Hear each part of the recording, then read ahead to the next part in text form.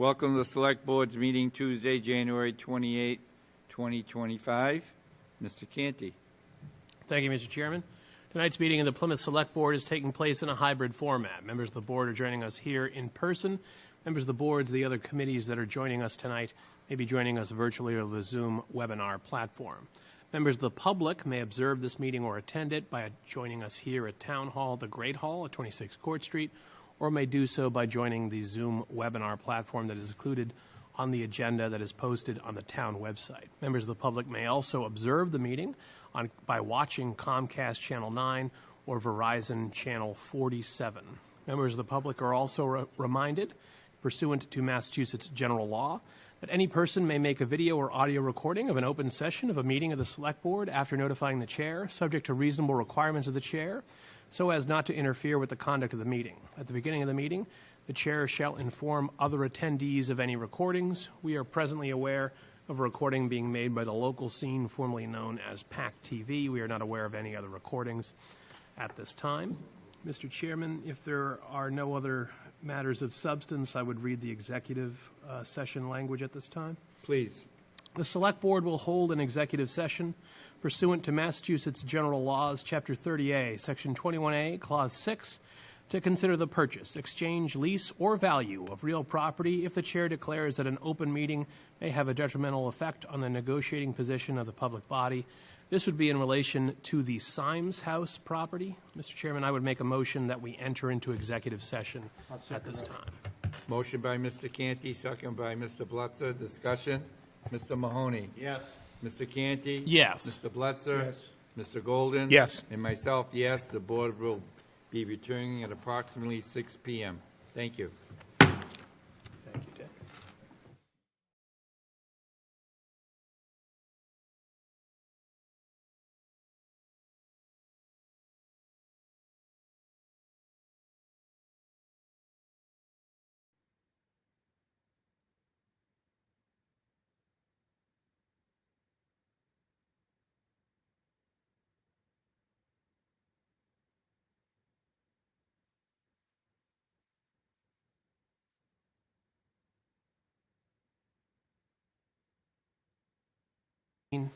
Just to make sure that it didn't conflict with the election that's going to take place, the local election is going to take place on 5/17.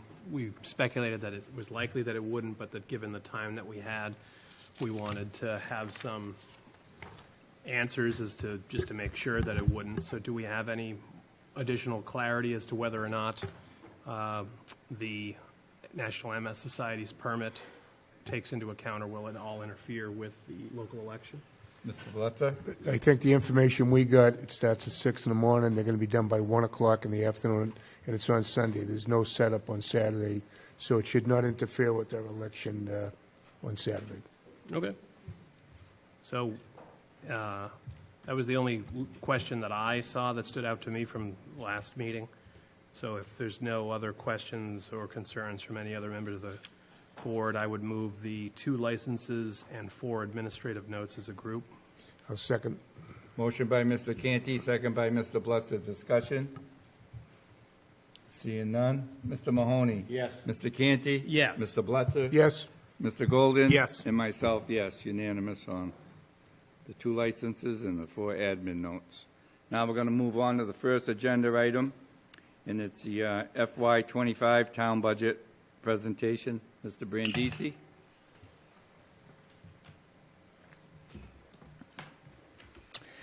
Good evening, everybody.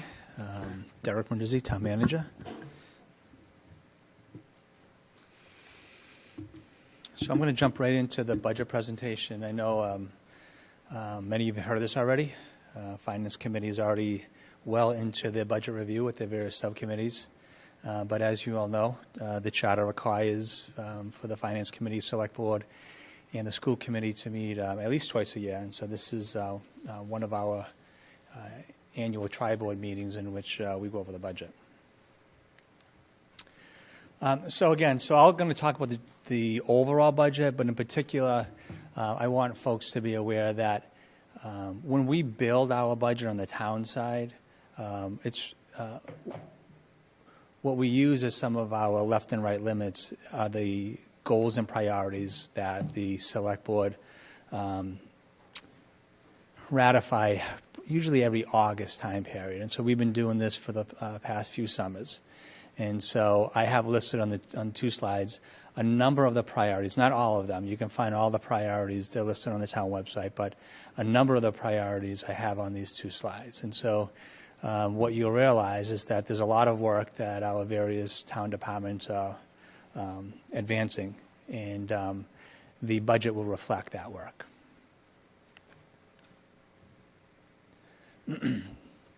One thing you will also note is that we have a lot of master planning processes that are currently taking place, from the planning board's overall master plan to the master planning process at Hedges Pond to Forges Field. We have a master planning process for Holtec, as you know. We have a planning process for Memorial Hall. So we're really spending this fiscal year really focused on planning, so that we can really have 5 to 10-year plans to move this community forward. So as we enter the budget discussion, I want to recognize the ongoing conversations that have taken place throughout the summer. Dr. Campbell, myself, Michelle Badger at the time, Christina Jackson, Selectman Canty, and Selectman Quinto had been meeting on a regular basis, at least once a month, to talk about this year's budget. That helped decide on the split, and I'll talk about the split in a little bit. But really, I think, set the stage on the reality of what the revenues are, and that reality will shape what we're able to accomplish in FY26. So the column I always like to focus on, as you know, in the last 3 years, is really the new revenues, because the new revenues are going to determine what we're able to accomplish for that year. And so as you can see here on the top line, when we look at new 2.5% in new growth, that represents almost $8.5 million. We were able to budget almost $2.3 million in local receipts. Indirect costs, reimbursements is $90,000.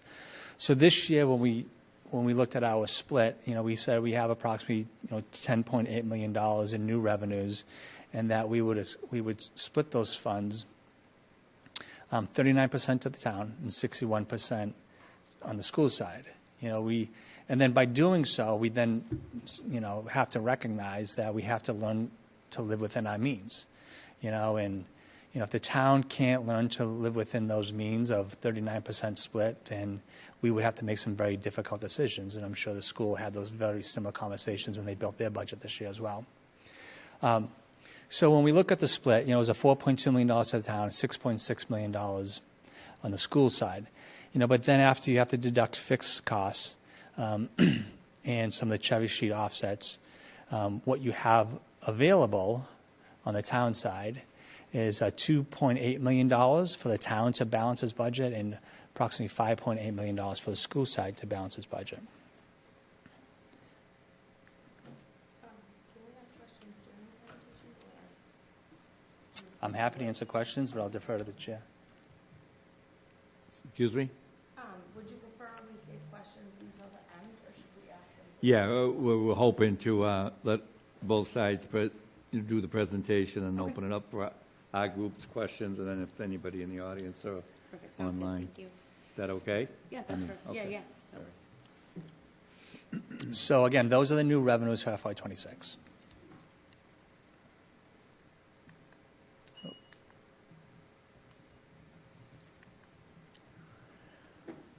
I can't see this. Give me a second here.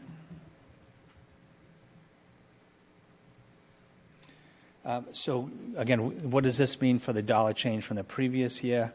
In 2025, we had a general operating budget of $281 million. So this is an increase of a little north of $10 million, which is almost 3.6% from the prior year.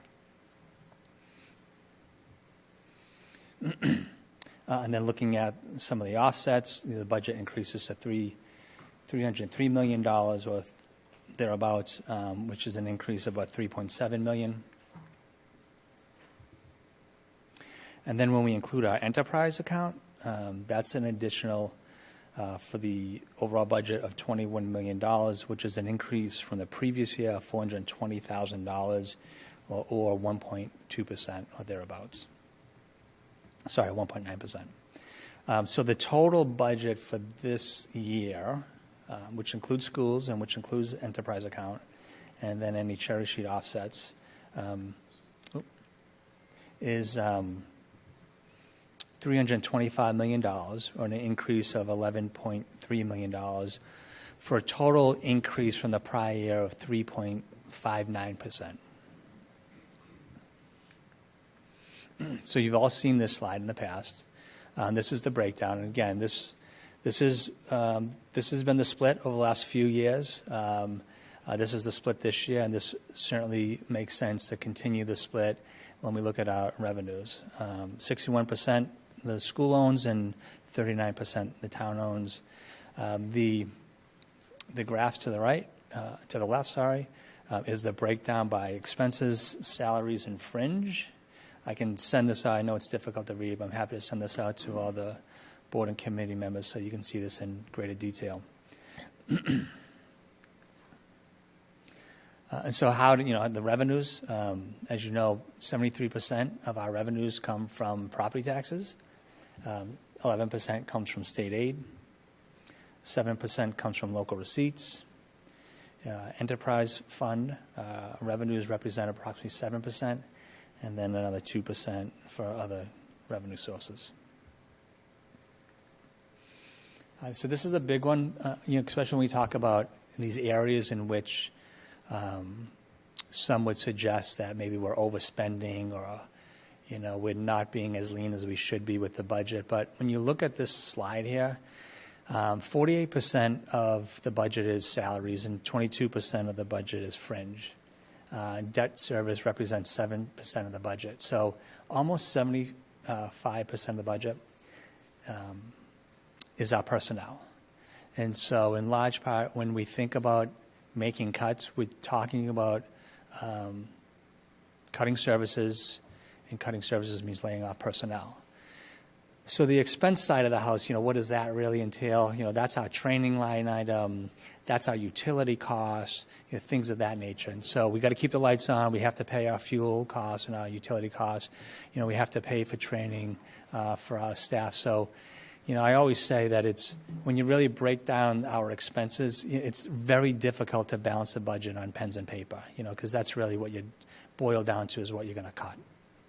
So there's not a lot of fat on the budget. Some of the areas where you may look back historically on trends where maybe there's some remaining dollars left over. Some of those line items, for example, overtime. I'll give that an example. We may see some departments have significant amounts of overtime that's remaining. And oftentimes overtime is unpredictable. So overtime is driven on, say, for the police department when they have vacancies, right? So if they have a lot of vacancies, they're going to drive up their overtime line item. Versus if they have a low vacancy rate for their police officers, they'll use very little of overtime. So overtime and other costs like that are sometimes a moving target, and that's something that we have to be mindful of. And I'd also say that in some of these areas, when you look at it, you see, significant balances remaining.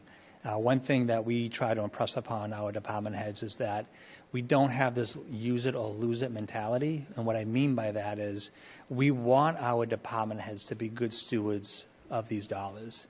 And so municipalities, government agencies, especially the federal government, I'll speak to the federal government because being in the Air Force and the National Guard, I see how they spend dollars, and they have a use it or lose it mentality where they have a spending frenzy at the end of the fiscal year because they have been trained that if you don't spend the money, that the folks that are making those appropriations are going to cut that your budget by that amount that you haven't spent. We don't do that. That's not our philosophy in this town. Our philosophy is you only use what you have to use, and then we'll continue to fund at that level because we know you're being good stewards of those dollars. And any dollars that are remaining at the end of the year, as you all know, that falls back to free cash. Having a healthy free cash certification allows us to fund all our capital improvements. And, you know, I know next week Finance Committee will be hearing, I think tomorrow, Lynn, on the capital budget. So, again, a healthy free cash reserve helps us fund our capital.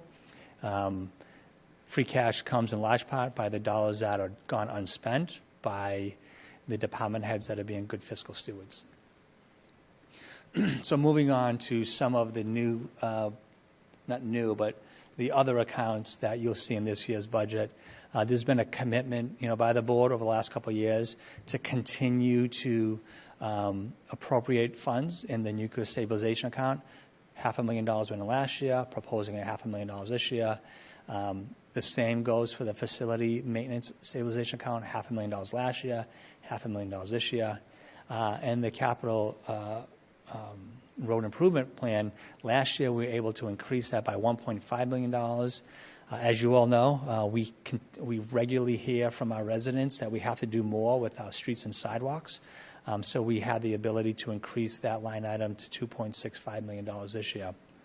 Last year, with last year's appropriation, we were able to pave approximately 30 miles worth of roads. It's the highest number of road miles paved in a previous construction season was about 15 road miles. So we were able to double the output last year with that appropriation. And so we continue to want to invest in our streets and sidewalks. We continue to want to see our road rating increase. So as I near the end of my presentation, we still have a commitment. The governor's budget came out last week. I haven't seen the final net state aid as of yet, but I do think it's better than what the governor appropriated last year. So any additional dollars that we finally would receive by the legislature this summer, we would have the same 61-39 split, and so we would apportion it accordingly. So again, we'll keep you posted on the state budget process as it moves through the legislature. But right now, the governor's budget just came out as of last week. So just some budget highlights. As I mentioned, you know, this budget really focuses on the select board's goals and priorities. It invests in infrastructure, as I just pointed out. It invests in our stabilization accounts. We have some succession planning that we need to invest in. Although I continue to try to encourage Ms. Barrett not to retire. She has said she will retire someday, and so we do need to have a succession plan in place and ensure that her historical knowledge doesn't leave when she does decide to retire. So we have set aside funds for an assistant finance director this year. Something that's unique and interesting this year, the rec director did not recommend lifeguards at White Horse Beach. Does not believe it's an appropriate use of resources. Instead, has recommended to eliminate lifeguards at White Horse Beach and replace the lifeguards with a beach supervisor position. So that's been a change in this year's budget. We will fund, as you all know, the second year of collective bargaining agreements. We have all agreements in place but one union. We continue to work with that union on coming to an agreement. And then this will implement the year 3, the PEC agreement, which brings a net savings of $1.5 million. Remember, year 1 of the PEC agreement brought savings of around $3 million. So we continue to see the fruit of that PEC agreement, which is a 6-year agreement. And because of that, that PEC agreement, we've been able to mitigate the OPEB liability, which in 2022 was $941 million. That liability has decreased to $567 million. Although that is a success and an accomplishment, we still, at last check, we're still number 4 in the state as far as OPEB liability, behind Boston, Worcester, and Springfield. So we have significant work to do around OPEB. And then last, I would say that this budget, it continues to invest in our general stabilization account. Division of Local Services recommends that this stabilization account should match 5% of our operating budget. Ms. Barrett has a program in place that if we continue to invest on this trajectory, we'll meet that 5% goal within the next, I think, 4 or 5 years. As you all know, the general stabilization account is our rainy day fund, and we will use it if necessary during an economic downturn. So we need to continue to strengthen that account. That account, like our other stabilization accounts, will also affect our bond rating. So I will close here. I think the chairman said he wants to wait till after Dr. Campbell's presentation is over for questions. So thank you very much.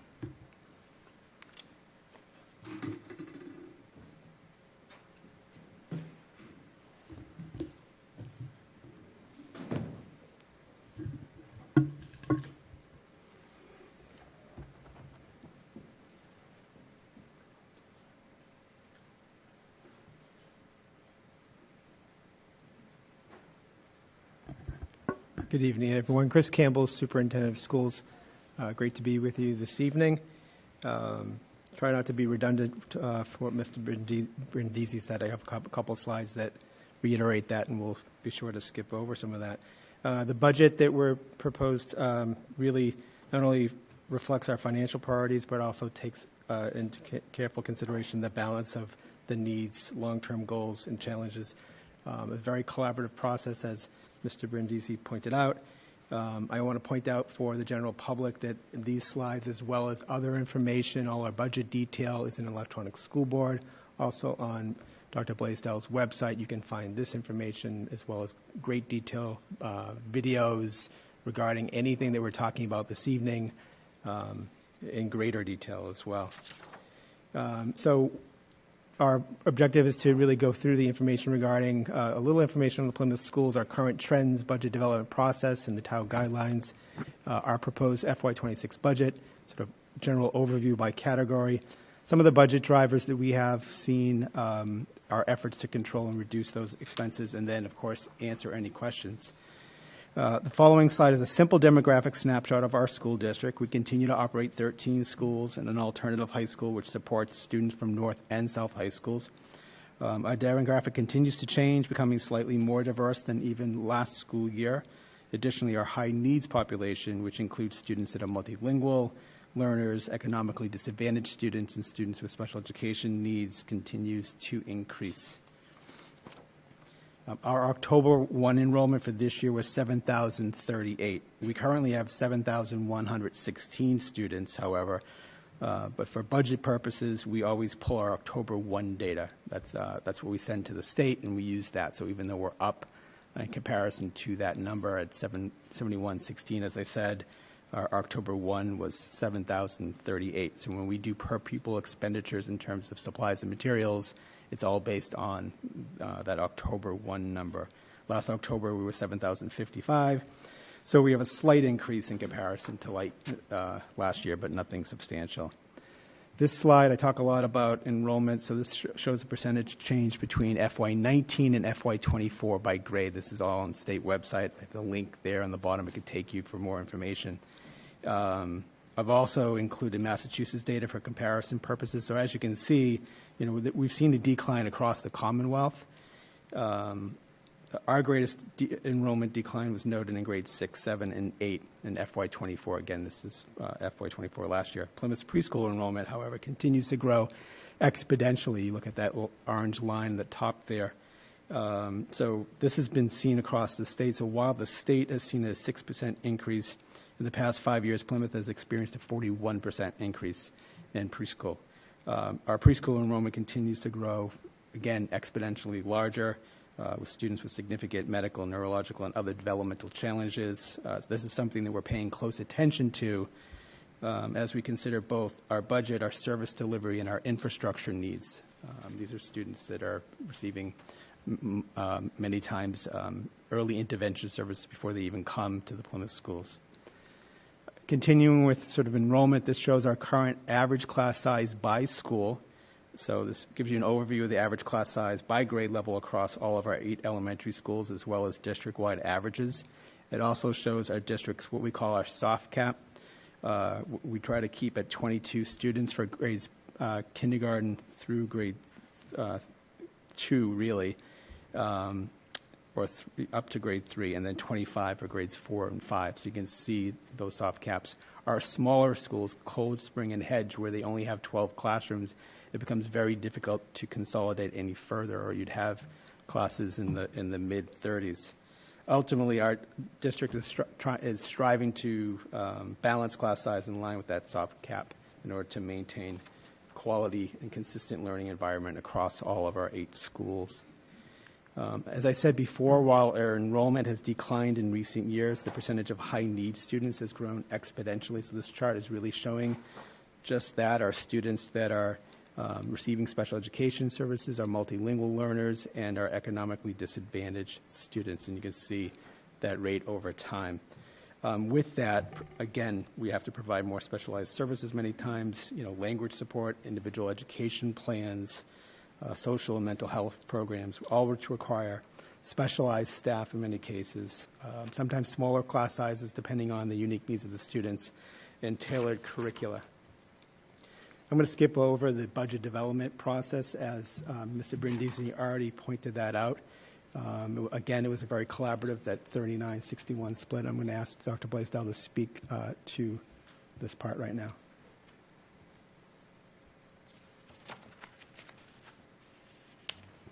So as we developed the FY26 budget and working with the town in regards to the monies available, there was still a shortfall.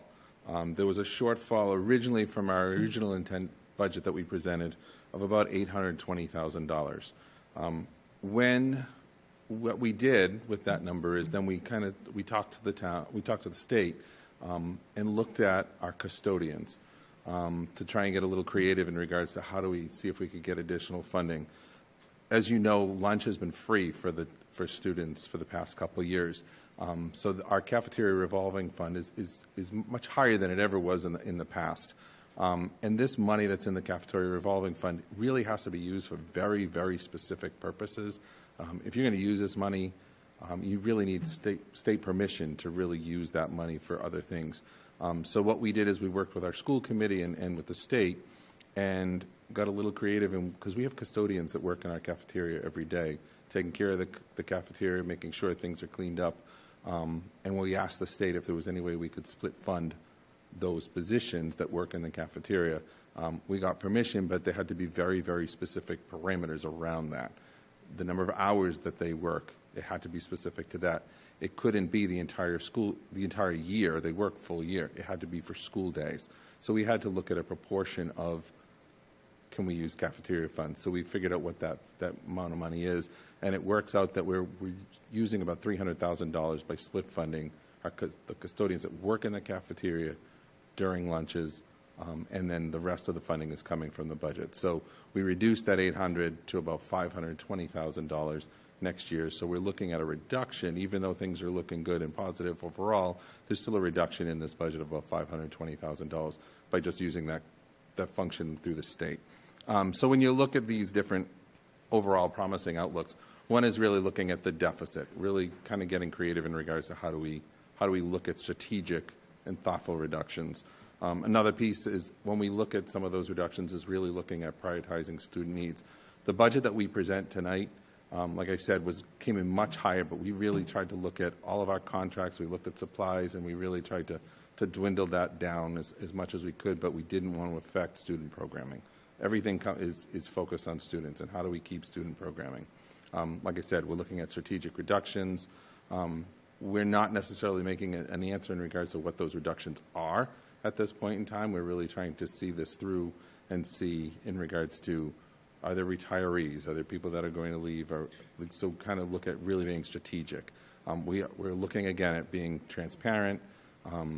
We're looking at, obviously, we're confident that we can manage this deficit, and we're going to continue to have that as well. When you look at the FY26 budget, it comes in at $127,229,274.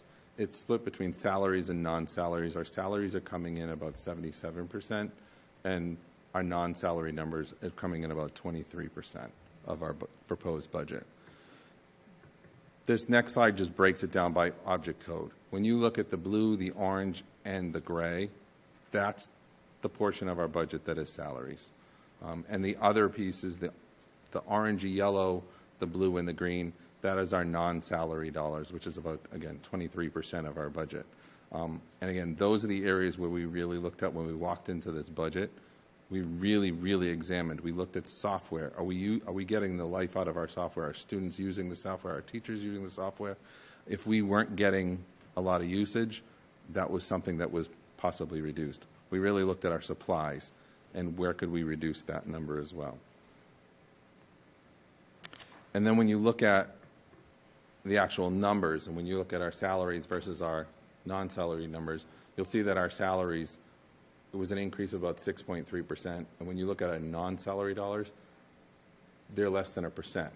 So that shows you we really tried to look at those numbers, and they're really pretty lean. When you look at one of the things that we'll bring up in a little bit is our electricity costs for next year. We're estimating about a $400,000 increase for our electricity.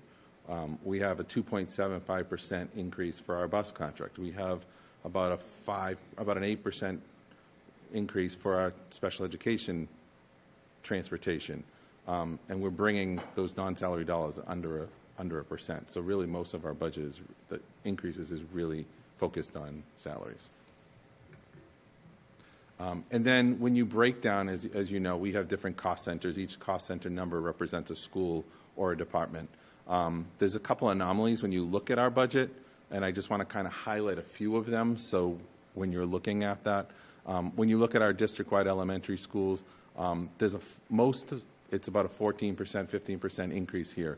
Through contract negotiations, we added an elementary health teacher. There were standards that weren't necessarily being taught. We were trying to offer more health to our elementary students. So you're going to see a larger increase here.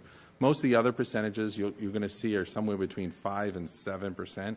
And really, again, most of that is salaries. When you look at our secondary level, the major decrease you're going to see is looking at our VOTEC school. It's based upon this year's tuition, the number of students attending. There's a decrease, so there's going to be a huge decrease in regards to tuition.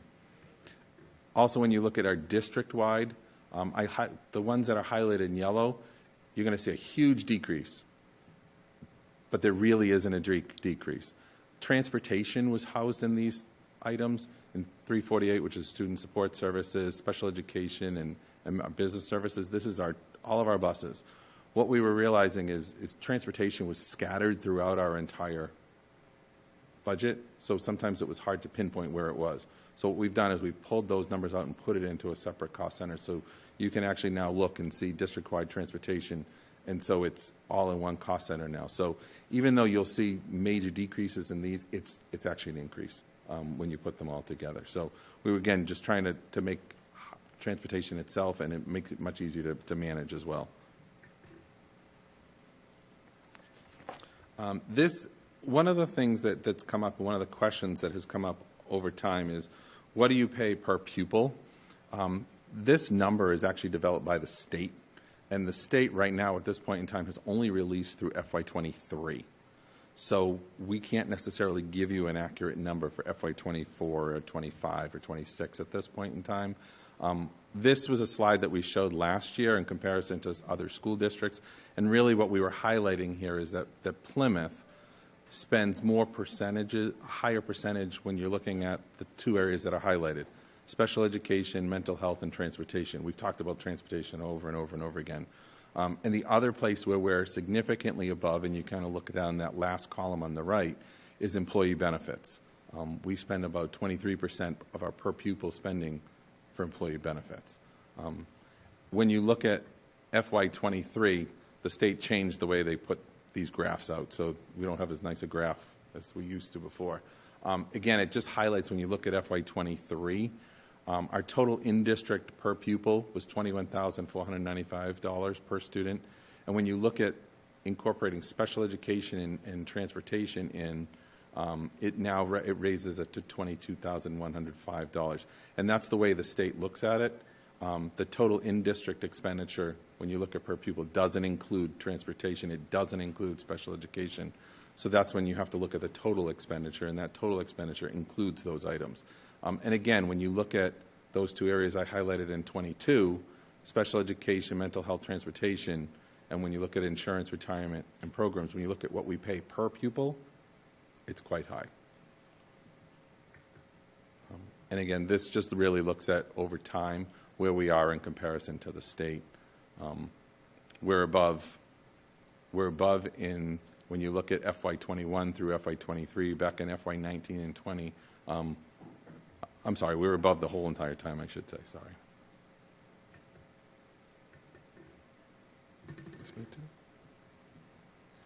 And then as we go, we're going to explain these just a little bit more. These were really our significant budget drivers this year.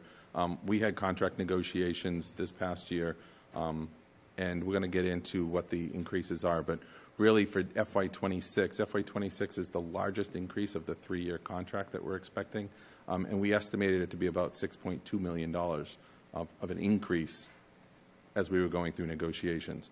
Special education services, transportation, and tuitions.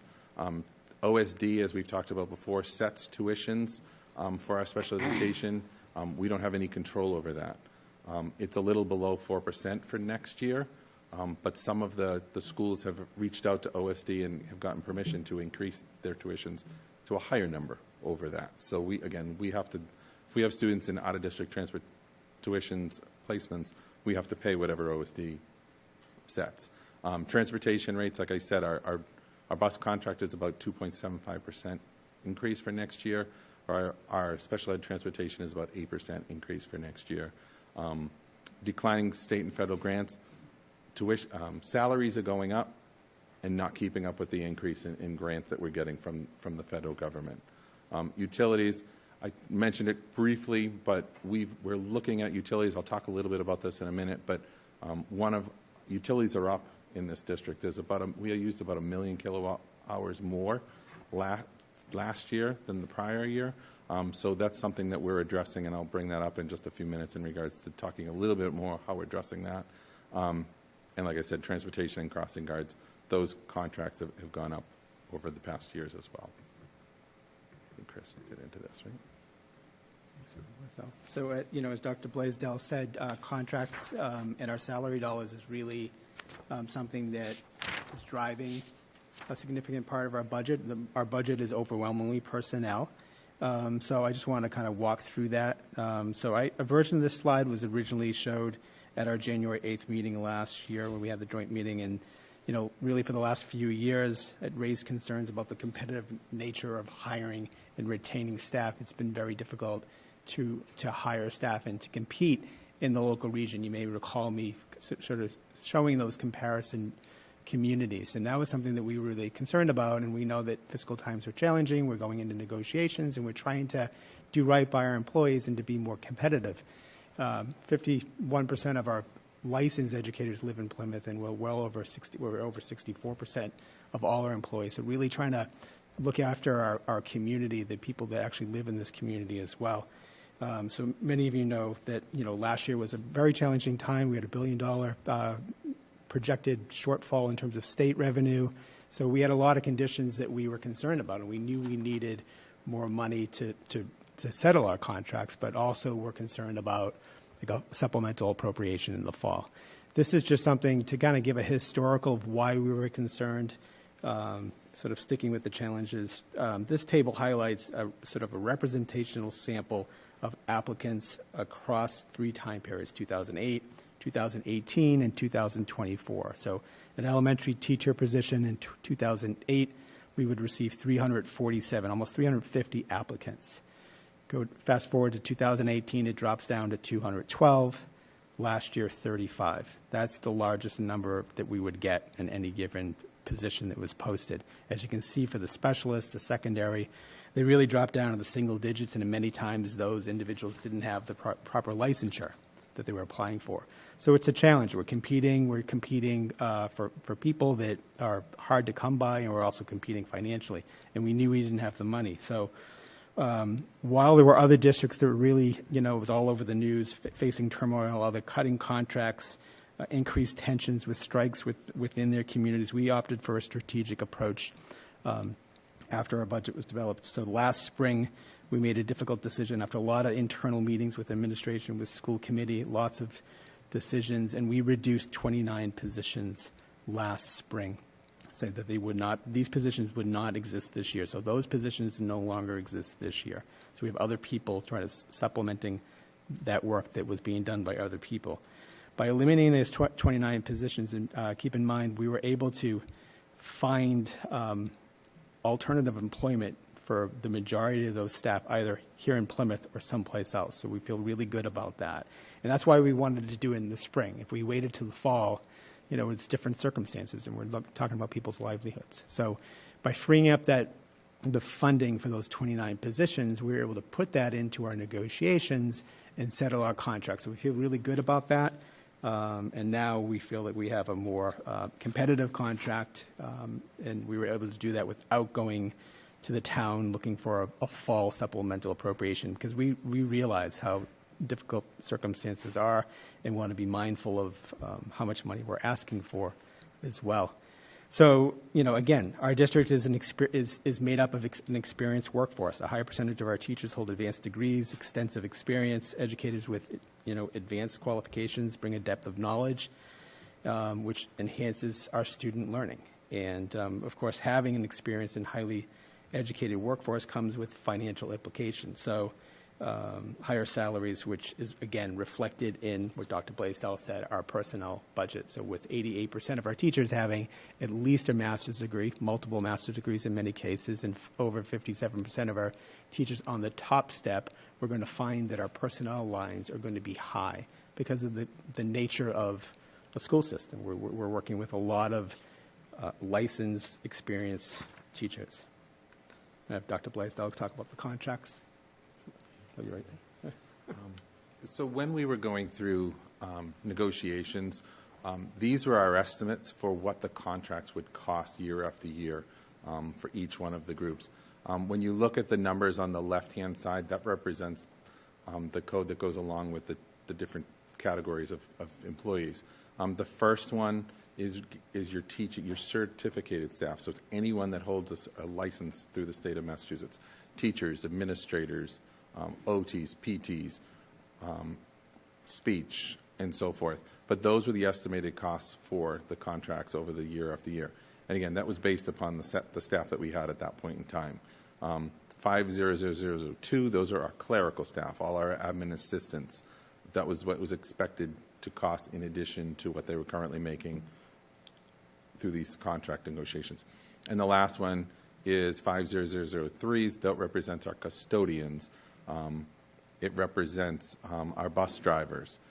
It does not represent our cafeteria staff. Our cafeteria staff is not in our budget. It's a separate budget altogether through their revolving. So when you look at the 3 years of the contracts that we just settled, those are the anticipated increases to salaries for each of the particular years. And like I said, FY26 is the most expensive year of all of them.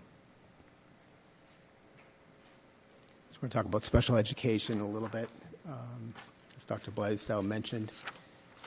So this chart, it's hard to see. I understand that, and should be. And again, we have copies, electronic copies, but this chart illustrates special ed costs over time, FY10 to FY23. So in that period, we were seeing an increase to special ed costs about 4.3% a year. Teacher-related expenses have been the largest contributor to that. Transportation costs have also consistently increased, particularly in 2019 to 2020. The cost for public schools, collaborative placements, and private out-of-school placements have also increased extensively. Dr. Blaisdell mentioned the OSD, the Operational Service Division, that provides those recommendations to the governor's office for those appropriations. Those numbers have been in the fours the last couple of years. You may recall a couple of years ago I came with a double-digit number, which was a $1 million increase alone with the existing positions. So those are the things that affect our budget over time. And transportation is a significant part of that, significant part. So all the more reason, and I've shared this before, investing in our in-district special education programs is critical. So while our enrollment has gone down, I've been here 17 years, our enrollment's gone down. But if you were going to our schools, you're not going to see empty classrooms. And that's because we've invested in our special education programs from preschool through high school. And we even have a post-18 program for students that stay with us until they're 22. So with having that continuum of service in the district, We're doing right by our residents, their kids, and we're also bringing the cost down ultimately, because those programs for students with complex special needs, such as the programs we have in district, would cost you at minimum $65,000 a year for tuitions, plus tens of thousands of dollars to transport students. So not only are we doing right by the students, which is our ultimate goal and objective, and their families, but we're also doing right by the taxpayers by reducing that projected expense if we weren't having those programs. Keep in mind, we wouldn't be able to do this unless we had the space that we have. But again, if you were to go into our schools, you're not going to see empty classrooms because we've really tried to maximize that. Again, you can't, this is a hard slide to see, but just for illustration purposes, we're talking about our grants over time. Our entitlement grants, primarily the federal grants that we've received in the last 5 years, the important thing to note, if you look at that blue bar graph at the very end, is it's gone down. So in the last few years, we've seen an overall reduction to our allocation grants. So these grants can significantly impact our operations, especially in supporting our high needs community. So this is students with special education, our preschool programs, students who are English learners. So when these funds go down, we have to find a way to make these services, because these are services for kids. So what ends up happening is when these grants go down, and we don't find out until July in many cases, and our budgets are already passed, and we're already trying to move forward with positions and whatnot.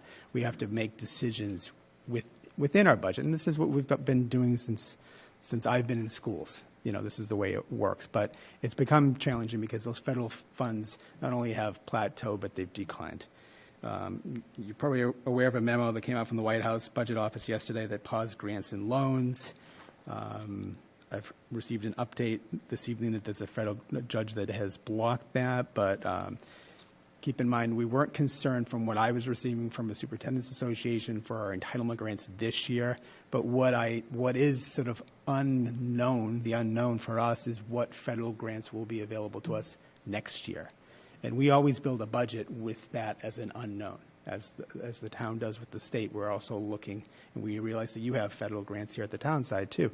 So it's that unknown that is really challenging when we're trying to build a budget, and when these grants are tied to students and student services.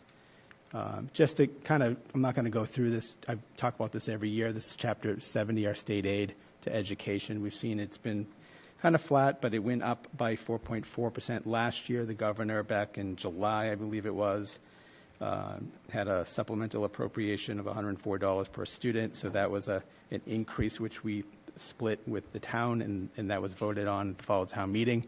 It was very helpful for us not to have to reduce our budget any further. The preliminary forecast for Chapter 70, based on the governor's proposed budget, represents roughly a $550,000 increase for next year. We'll see.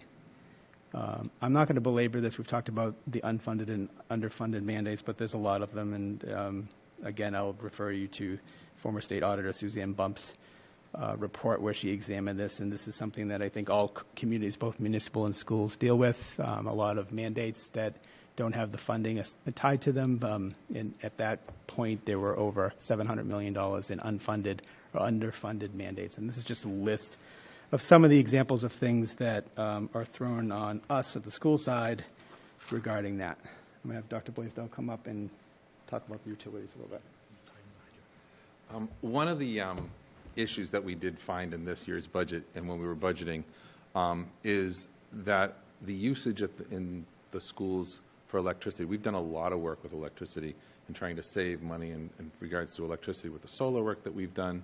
But the usage has actually increased about 1 million kilowatt hours this past year.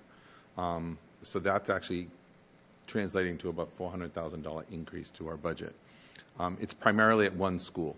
It's primarily at South High School. So what we are doing, a lot of times when you build new buildings, they're very complex and they're very computer generated. There's a lot of computers and so forth. So what we're doing is, the first thing we're doing is we're bringing in Reflex Lighting, which is one of the contractors that worked with us when we built that school, to really look at the relay switches, controls, programming at South High School. Everything is controlled by controls there. It's all programmed. So that's one of the pieces that we're looking at. South High School is also subject to a lot of lightning strikes as well on the grounds. So those are some things that we've actually faced over the past couple of years. So we're going to start with the lighting, and then we're going to kind of work our way through to see where we can decrease that number. So hopefully that $400,000 isn't necessarily realized next year. Hopefully that we can bring that down. But some of the things that we're working through is we're working with our energy consultant to do a walkthrough to see if there's anything else we can identify. We're working with, just as a district, we're working with Mike Cahill to really look at some energy reduction measures, and we're also looking at some possible additional solar arrays as well at some of the schools. It won't be necessarily in place next year, but we're working on that. We've worked at looking at destratification fans at both Plymouth South High School, Plymouth South Middle School, and Nathaniel Morton. So we're really trying to look at where else can we save, but our real focus is going to be South High School and how can we bring that electricity usage down. This is a slide that we've presented over the past couple of years. We've kind of taken out a few and tried to simplify it a little bit, but really when you look at the top row there, is really looking at the cost of electricity if the Plymouth Public Schools did not have solar. The second row there is what we actually paid for electricity.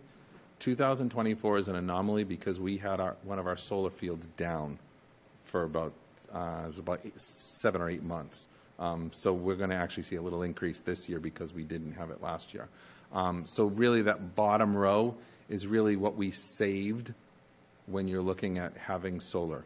If we didn't have solar, we wouldn't have saved that money. We would have been spending that top row year after year after year. So the solar leasing has helped us significantly, and hopefully working with Mike Cahill in the town, we'll see even greater savings going forward.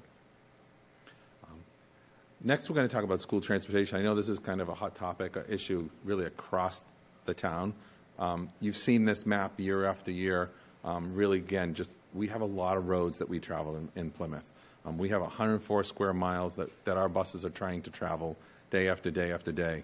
And a lot of times when we run into issues with traffic, we're seeing more and more traffic issues on Long Pond Road, leaving PCIS, something that should be very quick to get to the highway.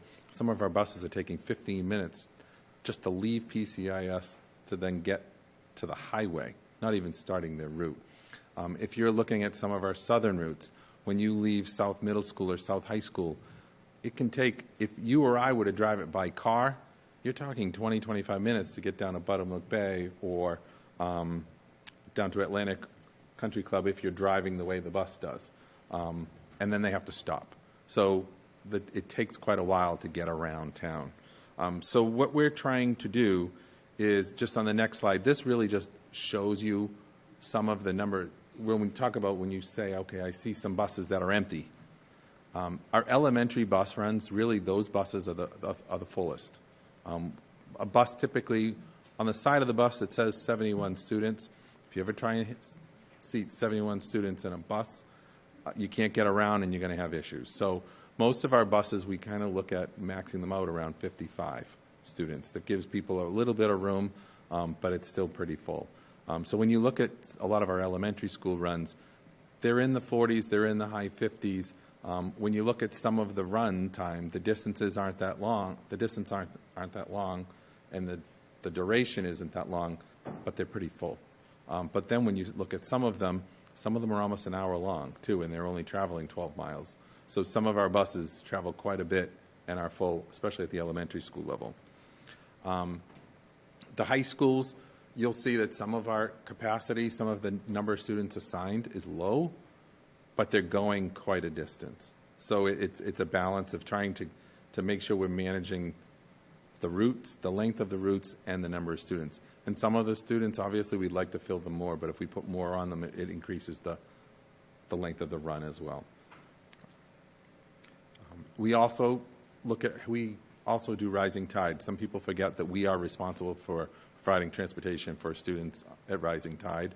So we have about 7 to 9 buses that service rising tide, and the average route time is about 53 minutes.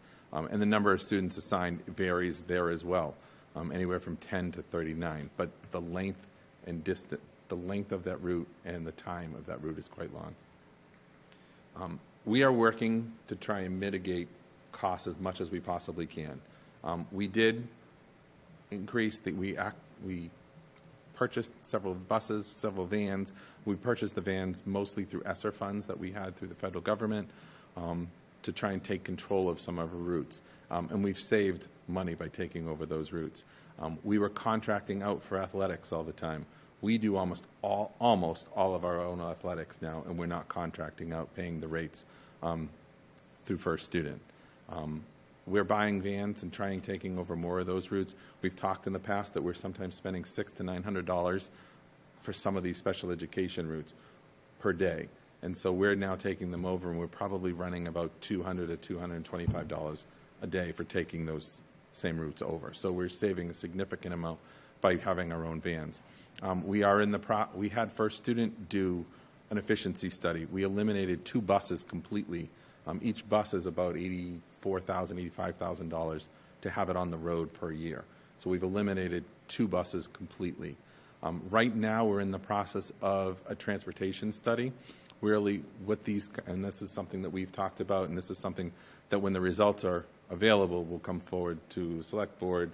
We'll be talking more and more about these, but this is really that study that we're looking at. Does it make sense to the town of Plymouth to take over yellow bus transportation? So we're in the process of that right now. We're actually meeting with one of the groups tomorrow and having all the interviews. We're involving the bus company as well in those interviews as well. And we've had to provide them with documentation after documentation for them to look at those as well. We're looking at collaborative purchasing with other towns. And then right now we're also working with our legislatures to look at seeing if there's a funding bill that can go forward. And that's in the very early stage. That actually they were working on the wording the other day, and hopefully they'll present that bill as well.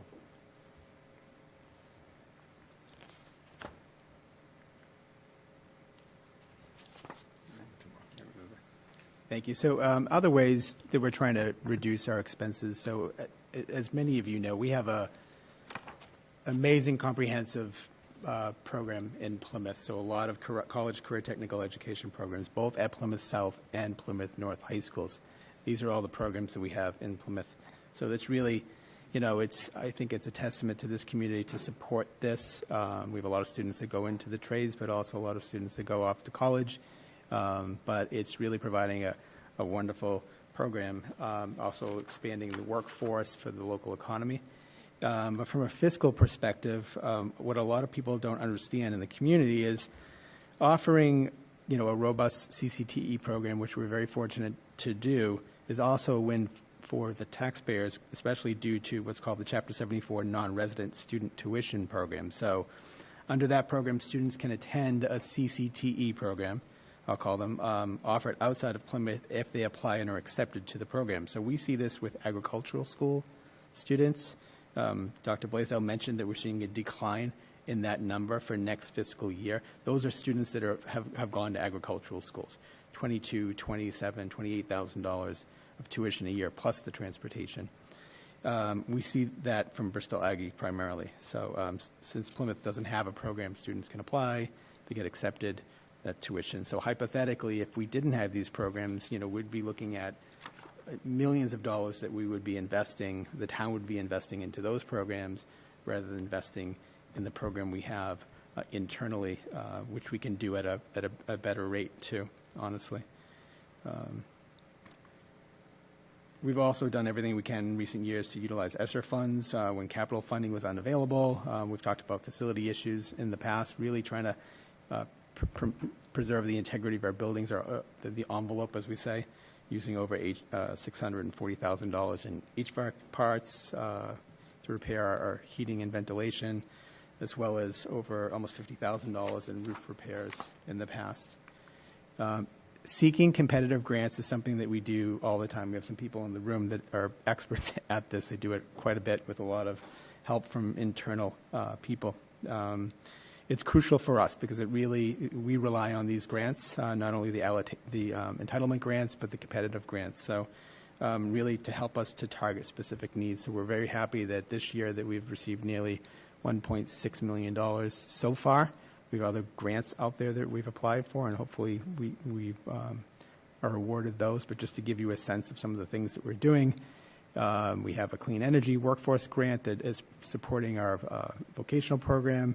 We have a program that supports our mental health for teens as well as EL students.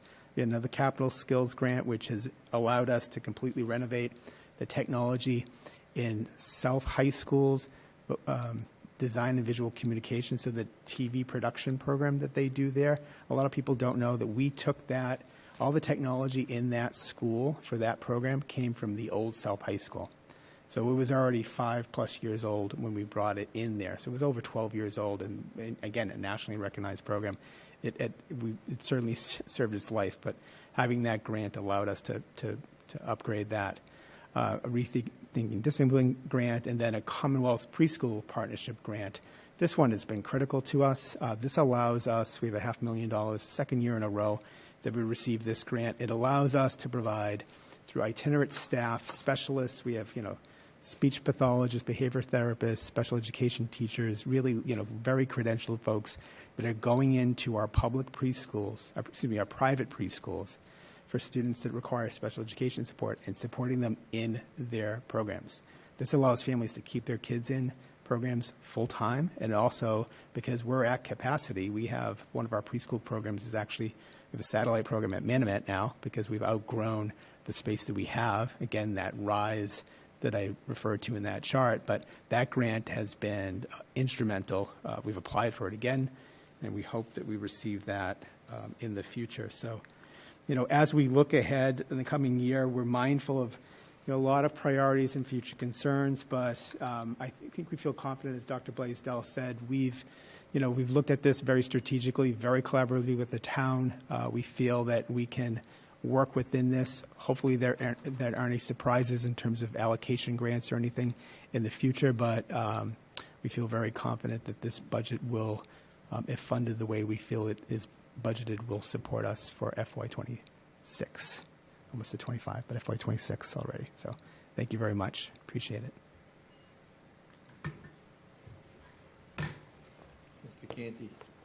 Thank you, Mr. Chairman. So I do have a series of questions for at least Mr. Brindisi and Dr. Campbell, possibly Ms. Barrett, but we're all here, so we'll all go through it.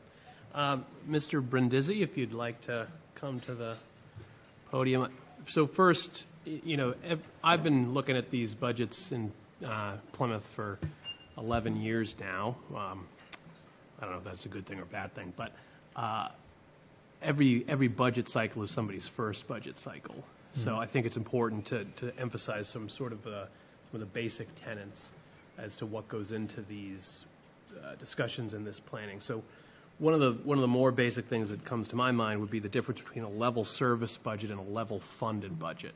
So could you explain for not only the folks in the room, but anybody watching at home and certainly town meeting members, what the difference between a level service and a level funded budget would be? Sure. So a level service budget would take into consideration the existing services and maintaining those services, but also recognizing that the fact that those services have a cost increase year over year. So a level service budget would naturally increase based upon the natural increase of, say, salary, fringe, and other operating costs like utilities, fuel, for example. A level funded budget is the same budget from the preceding fiscal year. So that would have to take in consideration service reductions because the costs to provide those services, as I just mentioned, go up year over year. And so if you have a level service budget from the previous year, it's only natural that we'd have to cut back on the services provided in order to pay for the costs that were associated with providing the reduced services. Sure. So, and services would be providing police protection, fire protection, road paving, Public Works, and also school side education, right. Transportation, things like that. So that you're talking level service, providing the same level of all of those services, depending, and every individual house, every individual resident is going to consume a different makeup of those services, but the general community consumes all of them. So level service would be to maintain the same level of provision of those specific items from last year with cost of living and other costs associated with that. Adjusted accordingly. That's All right. And then level funded would be if we spent $300 million last year, we're only going to spend $300 million this year, and we'll have to figure out what services that I just talked about that we're not going to provide, that we're going to pull back. We're going to have less and fewer services, grammatically, fewer services next year than we did last year in order to stay within that 300. Because of the natural inflation of those costs. That's Right, correct. because no matter what Plymouth wants to do, cost of living is going up That's on a right. national, international level, contracted services are going up, all of these other things are going up. So, now you mentioned in that explanation and also in your presentation as well that like 22% of the town's budget you'd labeled as fringe. So that's fringe benefits, right? That's fringe benefits, so it's health insurance, those other benefits that the employee would receive by being an employee of the town. Okay, so and it was 48% was their salary, Salaries, that's right. 22% about was their benefit package. That's right. So then you get to that about 70% number for and the employees in the town, whether it's their pay or their benefits. That's correct. Okay. Now, we've talked, and you and I and Mr. Quintal, as well as Ms. Jackson and previously Ms. Badger, as well as Dr. Campbell and Dr. Blaisdell have talked repeatedly over the last several months about trying to collaborate better with the schools, having to have a proactive approach with the schools so that we can get out ahead of the mutual challenges that we're dealing with. Because at the end of the day, the community is getting one tax bill. From their perspective, we're all in this together, and from our perspective, we should probably all be in this together. But we talked about that 61-39 split. So we have 39 on the town side, what we're responsible for. That's police, fire, DPW, energy and environment, everything else. That's in that 39%. And the schools is the 61% if you put their benefits on their side of the equation, right? That is correct. And you mentioned if, we've been trying to be creative on our side to stay within that 39. You mentioned some difficult decisions. So the town has been making efforts to try and live within its means for a number of years, right? Yeah, and one thing I didn't point out during my presentation, if I could, that we had to make a number of cuts in order to balance this year's budget. But even after making those cuts, without having to get deep into cutting services, we still had a negative deficit of approximately $300,000 thereabouts. And so what we did is we implemented this I would say creative way to balance the budget, what is now known as like instituting a vacancy factor. And so this vacancy factor, as was spread across multiple departments, and each department was assigned a vacancy number in which they would have to achieve. And so, I'll use the DPW, for example. In order for them to achieve their $100,000 vacancy factor, they would have to look at their staffing level, and they'd be forced to delay hirings in order to fill that $100,000 vacancy that's been created. And so, that if we didn't do that, then the alternative would have been to reduce our staffing levels by $300,000. And we thought it was the most appropriate course of action to give the department heads the tools to make decisions within their organization and then budget appropriately. And so, although I hadn't mentioned it, it was something that we had to implement for the very first time this year in order to balance the town side of the budget. Okay. And that's important, like the vacancy factor, whether it's something that's being reduced without getting rid of a live individual that's laying somebody off or firing them, is a factor that's put into the budgetary process. But also, in terms of the budgetary process, let's say something like the police department. If a police officer quits today, we're not going to be able to post that application and hire them within a couple of weeks. That's right. It takes months and months, like 6 to 9 months, to get a new officer from a vacancy that we didn't anticipate to when we can replace that vacancy. But we have to budget, if we have 127 officers more or less, we need to budget for, and we want to have 127 to meet the needs of this community, we have to budget for all 127 officers for 52 weeks a year. That's correct. Whether or not they're going to be in those positions for all 52 weeks or not, correct? That is correct. In order to maintain the services that we need, especially in law enforcement, we would budget for a full complement of police officers. But this goes back to my earlier conversation. Sometimes when we don't get that full complement, it requires us to spend more money in overtime because we still have to provide Right. those services. So, Right. which then will drive our overtime budget. So, Right. especially that's why I'm saying the overtime budget is a moving target based upon the number of vacancies we have in various departments. Right, and the police department, as an example, I mean, the schools have a lot of unfunded and underfunded mandates that they're subject to, but police, there's officer safety, there's police reform, things of that they have to comply with as well, so that they have to take into account, and certainly we want our officers and our community to be safe in order to do that, so overtime is factored in there. But in terms of, say we had 127 officers budgeted for 52 weeks a year, but at the end of the year, we only ever had 100 officers, so there were 27 officers that were not budgeted the whole time. That money is still raised and appropriated, but it's often used for things like snow and ice removal. It's transferred around to put into that because something like snow and ice is something we can deficit spend, but we can't reduce it year over year, but we can transfer through something like a FinCom transfer request to pay that money later towards that purpose. So it's not useless that we have that. Even if we don't fill those vacancies, there's still a purpose for that money that is serving the community, correct? Yeah, so, I mean, that is one example that certainly if there's a surplus, we'll say, of available dollars in any one given department, and we have a program like snow and ice that we are forced to deficit spend, we could do a year-end transfer the last 2 months of the year in order to move those dollars over to cover those costs. If that's not the case, because we've had some, say, mild winters these past couple of years, if those dollars would then fall to free cash and be certified appropriately by Department of Revenue, and then it's the free cash dollars that we use to fund the vast majority of our capital improvement projects. And so, we've had a healthy free cash reserve this past year, and you'll see in our capital improvement program, we're able to accomplish a lot more this year than we have in previous years, and that's to the point that you just made, that we've had some money available left over, especially in the police department, because we haven't been able to achieve that 100% complement of police officers over the last couple of years.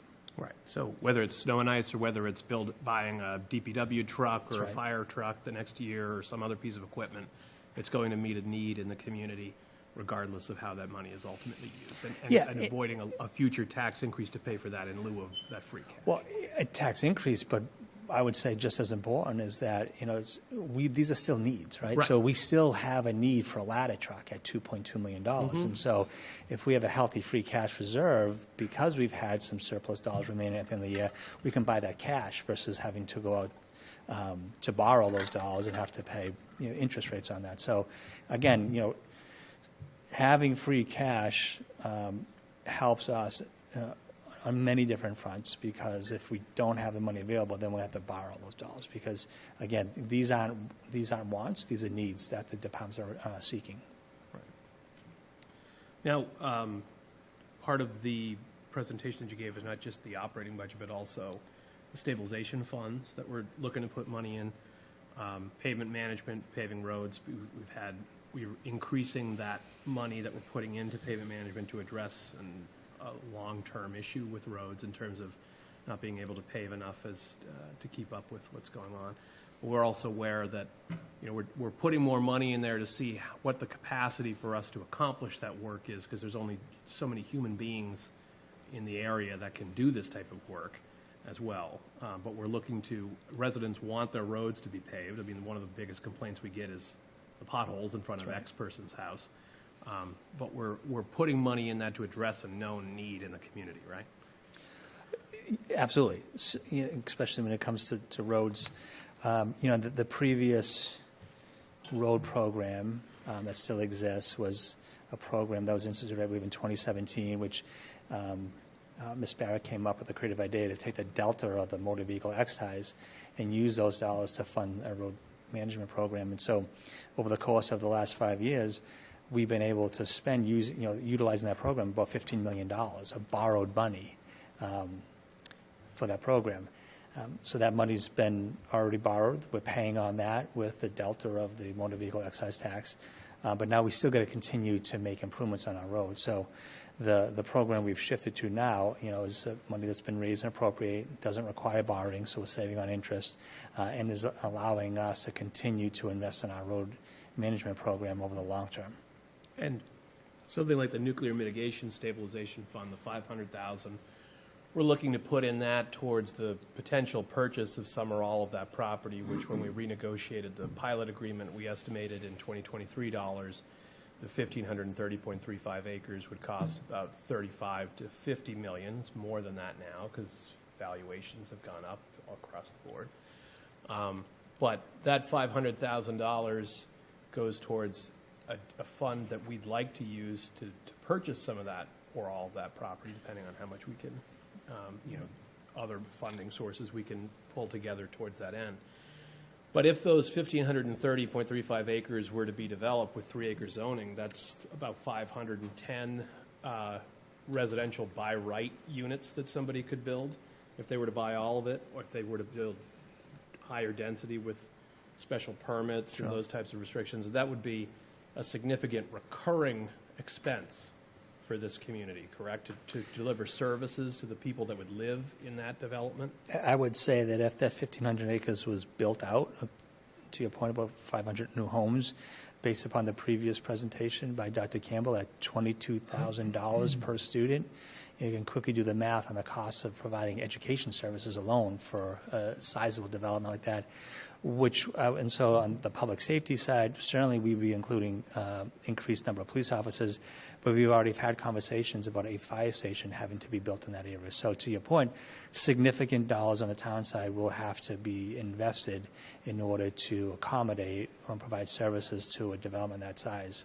Right. And for the average taxpayer, a $500,000 deposit into that account would be about $14, the current tax rate, whereas we're talking about a recurring expense that would exist forever That's in right. this community, right? Okay. Thank you, Mr. Brindisi. Dr. Campbell. So 7,038 were enrolled at October 1st, but now you're up to about 7,116. 7,116, yes. Okay, and so that obviously that number could fluctuate up or fluctuates down. day to day. Yeah, but Yep. that's what you've got to increase. Now, what was notable to me was your 41% increase in pre-K enrollment, because all your other numbers were, in the margins, up and down, kind of not always level, but, around the same. 41, so that's going to mean next year in kindergarten, you're going to see if a majority of those students stay in district, you're going to see a big increase there, Yeah, correct? so keep it, so those numbers, the majority of those numbers are students that are receiving special education support. So those numbers will continue, correct. So you'll see that pre-K continue into kindergarten, first grade, et cetera. Okay. And do we have, is it possible for us to know yet, or is it too early to tell if the pre-K class is also what the size of that is? Is this like a 1-year bump, or we have no idea? I don't have that number. Okay. Yep. All right. It's notable just because of the vast We are increase. seeing our current, anecdotally, we're seeing a lot of early intervention. So the early intervention numbers, which drives that pre-K, is up considerably. Whether or not it's at that number, I can't tell you, but it's up. Okay. So you talked, or you and Dr. Blaisdell talked about the shortfall between, we had this arrangement about expenditures for new growth, new revenue, that we'd maintain the 61-39 split. So when new growth comes in, 2.5 comes in, we'd split that to 39-61, and any other state aid 60 that's unanticipated above what we budgeted, 69-31. But that still left you, and you talked about the working with the state about custodians, and I think that's very creative. That's to your credit. Now, the 520 left over, could you just expand more on how you anticipate to make that particular So it's shortfall? early, so we're looking at, so as Dr. Blaisdell said, sometimes enrollment goes up, it goes down. So we don't know. We see a lot of change in terms of staffing at the elementary level, Right. for example. So let's say hypothetically is a school that doesn't need a teacher, we wouldn't fill that vacancy. Retirements, there's an inherent savings in retirements, that sort of thing. So really by taking, just sort of delaying it and seeing where the revenues come in terms of state aid and all of these things, it gives us a better picture of what we're dealing with. So hence the reason why we feel, though, based on the last 5 years where we've had to make reductions, that this number being smaller than any other number that we've sort of been working with, that we can live within this, so long as there aren't any other surprises, as I said, with Right. other entitlement grants and allocations. Right, because at the end of the day, you have to provide, you're under mandates to provide these types of services. You have Correct. a lot of decisions. Before your budget's even created, you have these unfunded, underfunded mandates that require you to do certain things whether you'd like to or not, and you're trying to meet those demands in the community, correct? Exactly. Yep. Now, last year, I remember the OSD increase from the year prior went up about like 14%. It was like 14.1%. Yeah. Significant, over $1 million in tuitions alone, just with that increase. So this is, and prior to that, keep in mind, it was around 1% or Right. less than 1, 2, 1%. yeah, right, yeah. Yeah, 2.5, I think, was the Yeah. largest in a 10-year Yeah. period. So that was significant, and that was a significant increase to our budget a couple of years ago. So this number is while it's less, it's still an increase. And to Dr. Blaisdell's point, that some of the schools will petition the state to get sort of an increase over that number, and we've seen a couple come in. But these are things that we have to approach every year. This happens. This has happened in my 30 years in education. So, but we're happy that the OSD number is certainly not at 14%, because that would have had a significant impact. But again, trying to maintain the quality of services and the depth of services that we have here in Plymouth really helps to bring that cost down. So by investing in our in-district programs, that OSD number is less impactful on us because it doesn't affect our own programming, obviously. Okay. And was it like a 4% increase this Just year? over 4. Right?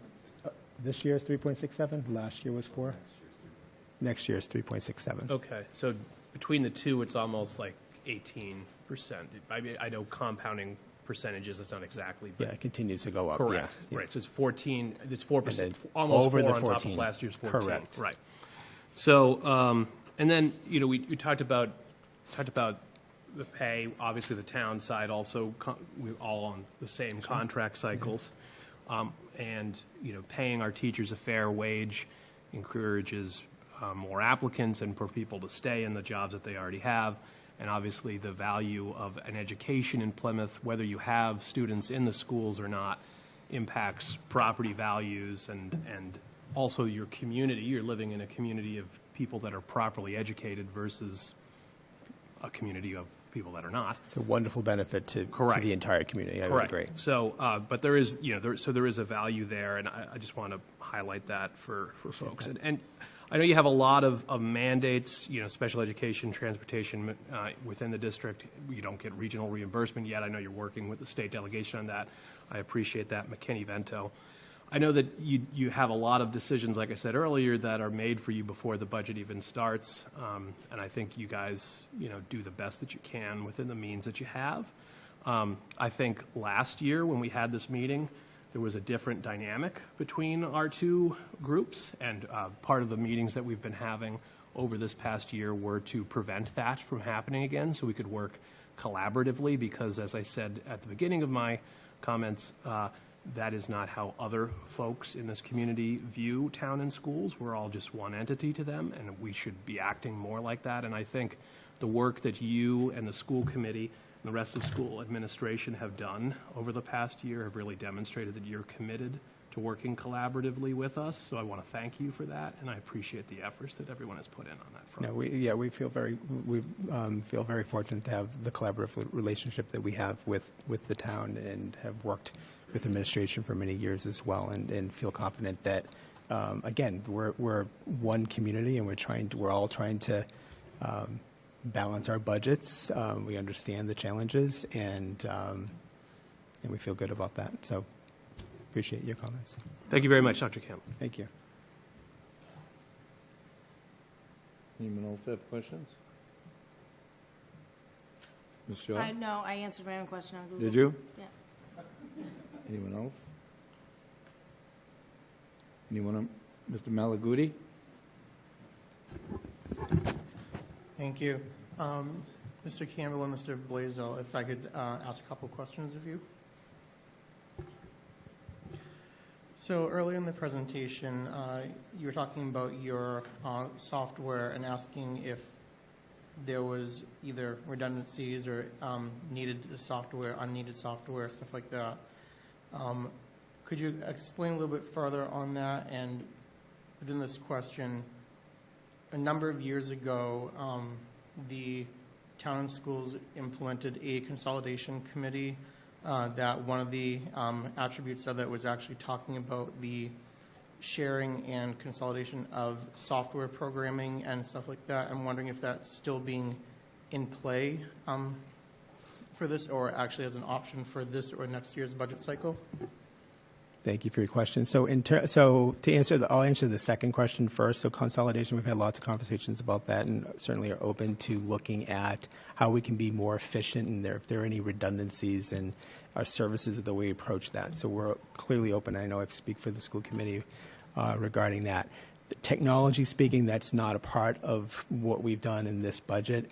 In consolidation of technology, we're really looking at software databases that sort of encompass the work that our students are doing. So looking at those usage reports, trying to sort of streamline our approach to those. So we're able to kind of reduce some of our software packages that we're using with our students and prioritize them, I should say.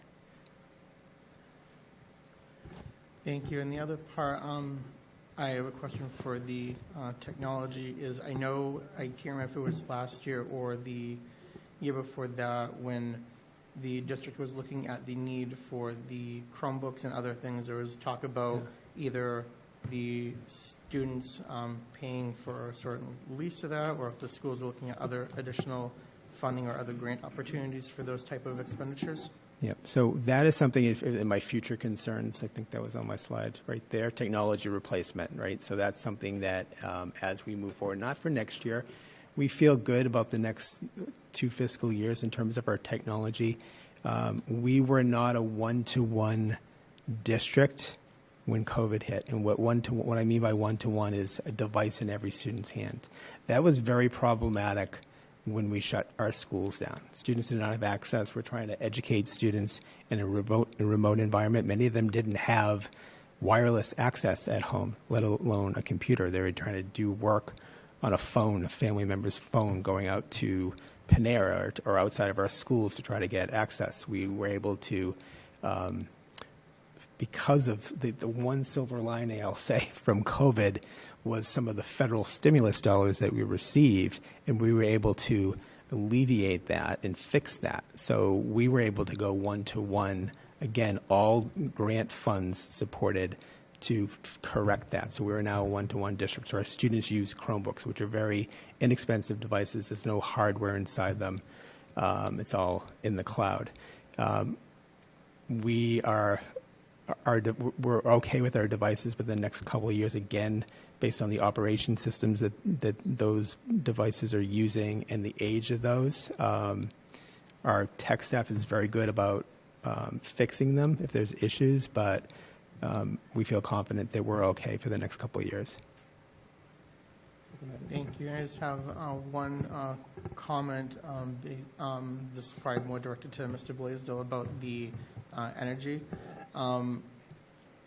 Not to toot my own horn for a little bit, but as vice chair of the Energy Committee, I would like to offer any time that yourself or the energy consultant or coordinator within your department would like to, so we can look at collaboration on projects. So I know we helped with one of the things that Mr. Cahill is looking at for the solar arrays for the schools and all that, which I believe is going to be a nice boon for both sides for budgetary concerns and stabilization.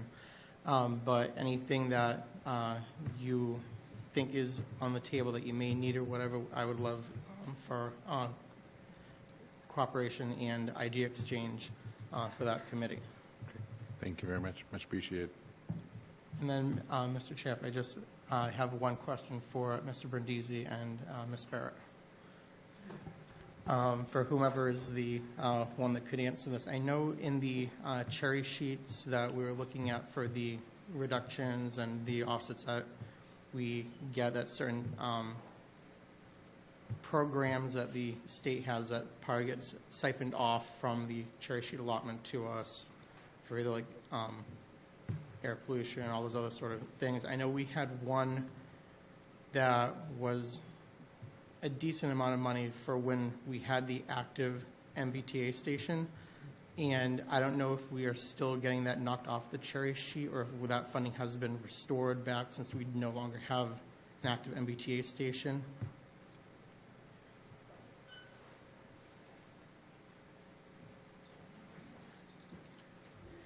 So,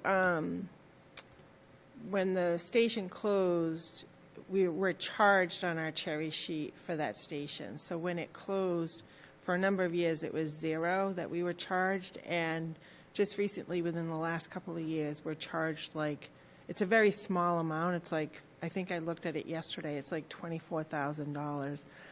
I'm not sure what that charge is for necessarily, but there is a charge on there for MBTA. Okay, thank you. And I only asked that because I know a few years ago, looking at the cherry sheets when it was active, I think it was probably like 180 or so thousand, something like that, after the deduction from the GATRA line that was on this. So I didn't know if we were still paying for that or not. Thank you. If I just could, I can say that in my previous community, we were a budding MBTA community, so we didn't have a commuter rail. And we also had a cherry sheet offset as well. So that's very common, though. Even though you don't have a station in your community, if you're in a budding community, you still have to pay into that program.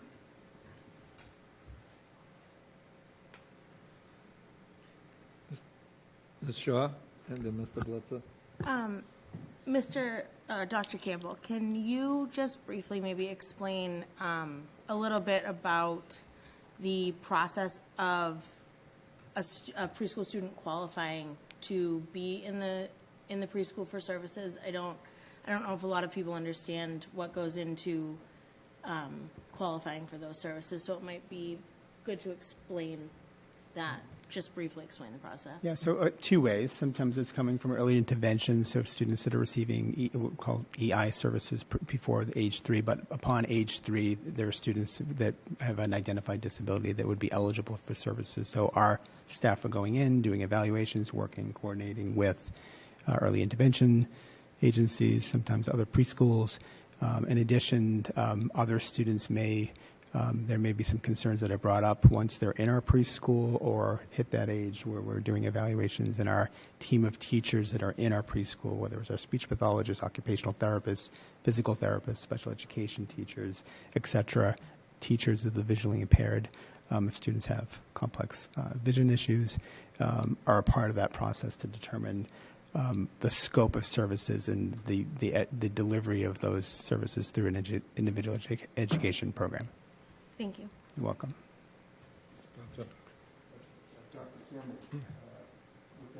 This segue right into my question. So we have a very unique community, a very diverse community, and it's a very large community. And we offer a lot of great programs for our students. Our special needs. We have great. The autism and different mental health special needs, as well as we have a lot of different languages, with some of the new residents coming in. And so we need those services, which is in the transportation costs with the size of the town, which is the reason why, we have all these expenses. So I saw the cost of educating a pupil is $22,000. Is that? I think that's what I saw. Right? Yes, the last FY23's last published. Okay, and so my question was, and I understand why it's that high, but how do we compare to other communities? If I can go back, if you know. Yeah. Well, again, I'm going to show you. Again, it's an old slide, but where we compare, just to be clear, our special education expenditures are par with the state. So I want to be clear on that. We're not spending more for special education than the state average. Where our special ed costs go up is the transportation piece.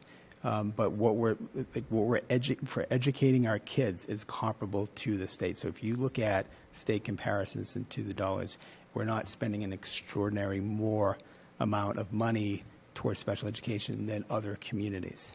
And I think by investing in district, we've been able to keep that cost down. But when you talk about, I know I have a lot of slides, folks. But and you've seen me show this slide before, but the per pupil expenditure is really determined by a number of categories. So again, we don't determine these communities. These communities are determined by the state. So there are districts that are of comparable wealth, and there are districts of comparable demographics. These are districts that we've been compared to. Again, there are others as well. But when you look at that breakdown of what we spend on administration, instructional practices, teachers, teaching supplies, professional development, et cetera, as Dr. Blaisdell said, we're up. Again, the state average, we were over several $100s. But when you look at that money and where it's going in comparison to the state, it's really benefits and fixed costs. No, my question was, what's the dollar figure per person, for a pupil, that it costs? That's what this is right here. No, I know, but compare like other towns in the South Shore, for instance.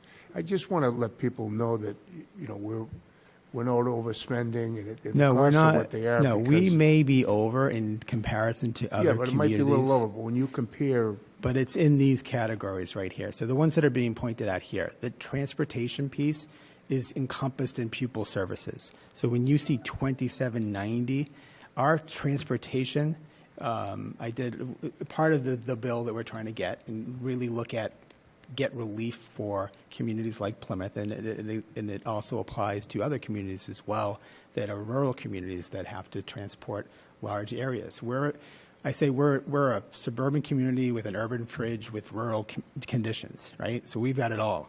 We've got dirt roads. We have very little roads that go east to west. So to get from here to there, you have to go up north to go south, or to go east, I should say. So it's very complex, as Dr. Blaisdell pointed out, the transportation. So when you look at how we're spending money for our students, this is how we're spending money for students on average, right? The cost breakdown. It's in two areas. It's the insurance and the benefits, which we're all aware of, right? And pupil services, which is primarily transportation. So when we spent 2 years ago, I want to say it was $1,270 per pupil, and the state average was $770. Say we were several $100s. We're several $100s over per pupil on what we're paying for transportation. And it's not because we pay more for our buses, because our bus contract is actually good. What we pay for that bus is actually much more competitive than our neighboring communities.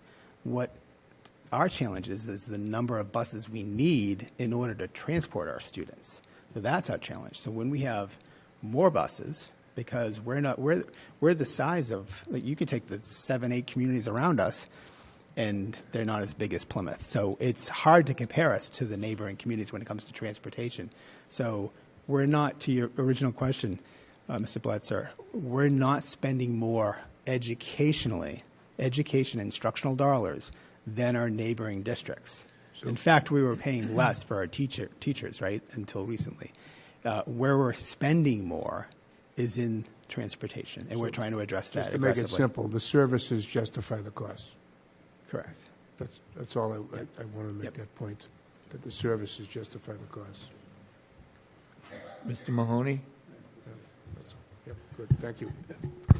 Chris, so just picking up on transportation and the state delegation, 2 of the 3 members are now new. Have you had an initial sit down with them? Yes. And address their concerns specifically on transportation? And we've talked about this. This is an annual discussion, how inherently unfair it is with respect to the geographical area that we cover. Yeah. And reimbursement for regional schools, where we know that geographically we're bigger than Whitman-Hanson, Yep. Dennis, Yarmouth, Silver Lake, et cetera. So that situation has gone on for too long, and was that at least brought up at any meeting that you had? 2 already. So we've, with the new delegation with the Senator's office as well as our new state rep, who's intimately familiar with the process and the resolution actually that the school committee association endorsed, which was our resolution in terms of transportation reform and for trying to find some extraordinary relief for communities like Plymouth. I'm happy to say that our delegation is working to have a bill that's going before the Senate, that's been supported by the state reps and going to the Senate, that could potentially provide some financial relief if it were supported. Kind of the idea that I threw out there a couple of years ago, really looking at trying to find a funding formula that's familiar to all people, and that's special education extraordinary relief. So kind of taking that thinking and finding a way to apply that to transportation for communities that are spending an extraordinary amount over the state average. So really trying to level the playing field in terms of what we're spending to transport students. So hopefully this bill will get some traction, but it could bring some relief if it were supported. Okay, thank you. You're welcome. Any other questions? Mr. Lala?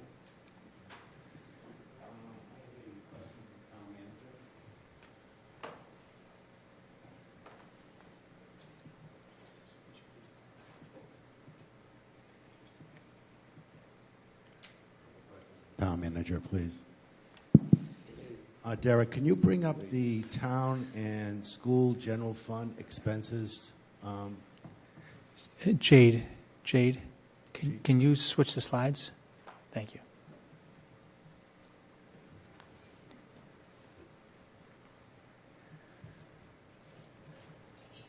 Just to clarify something that I need to know.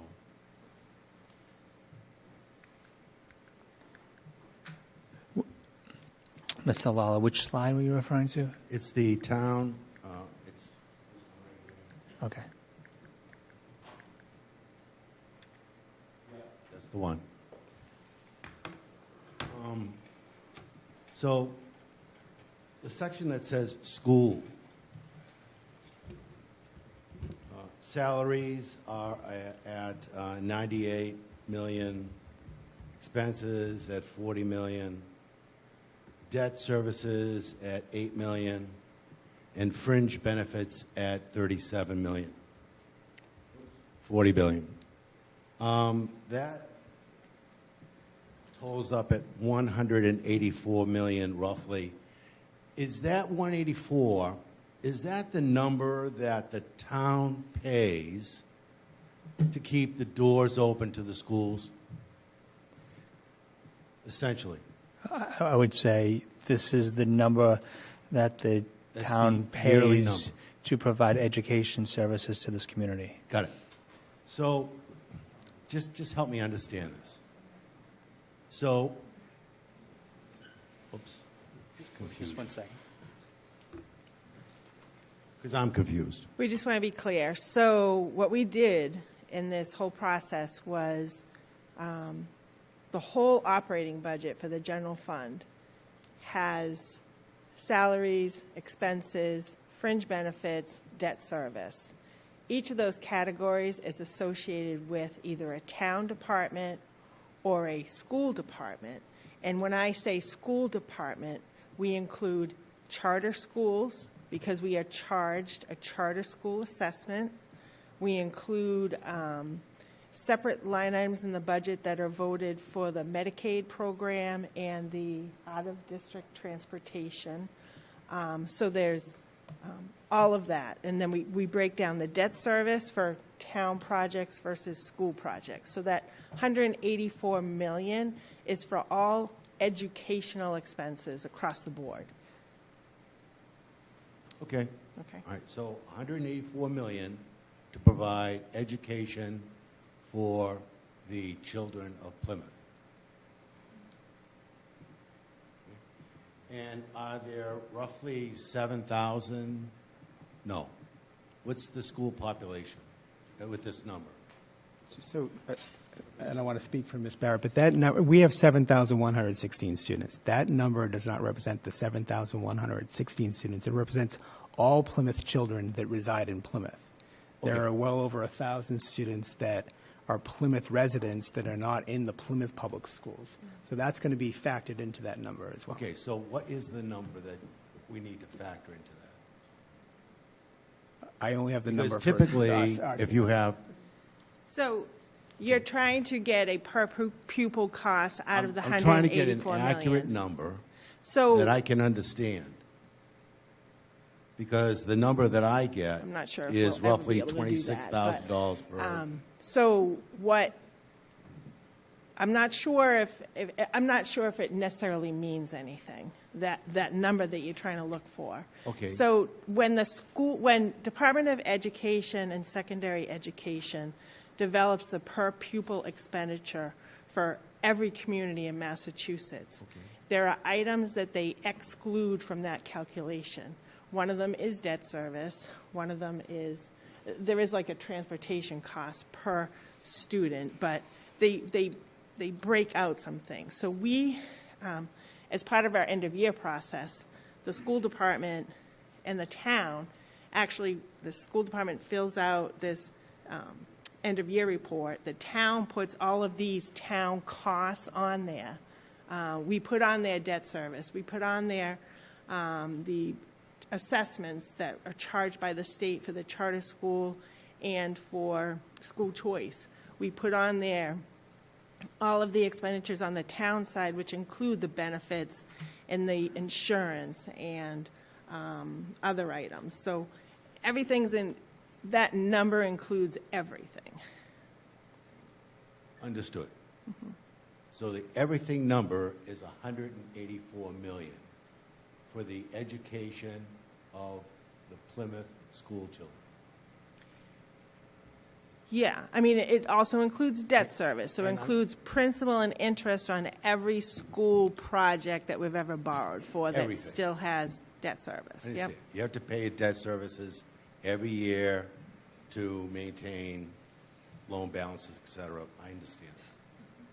But what is the pupil number, if I need to know, that goes into the 184 million?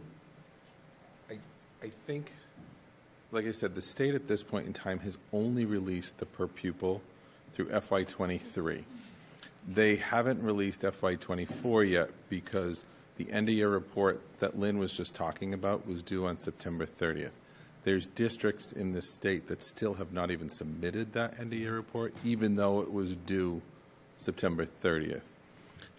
So they will not come out with that per pupil for FY24 until probably sometime this summer. I would say probably July-ish or so. So we won't know that number yet. And it's hard to, you can't just simply take the $184 million and divide it by the 7,100 students. When you look at the calculation, if you were to try and do that on prior years' end-of-year reports, it won't come out. The math won't work. So you really have, in order to get the per pupil, an accurate per pupil, you really have to wait until the state releases that end-of-year report in July. And yes, it's a couple years old, unfortunately, but we won't know that number until probably July for FY24. But the math will not work if you take that 184 and divide it by 7,100 kids. It won't work. And it won't even work if you divide it by, let's say we factor in additional kids. It won't work if you come up with 7,600 kids. It just won't work because the state calculates that number. Very interesting. I guess we don't do math the way we used to do math. I think it's different.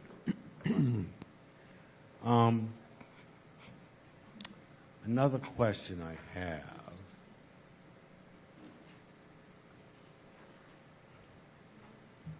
Actually, I'm gonna hold off. Thank you very much. Yeah. Dr. Blazel or Dr. Campbell, could you remind us what the actual school operating budget is? Because we know it's not $184 million. You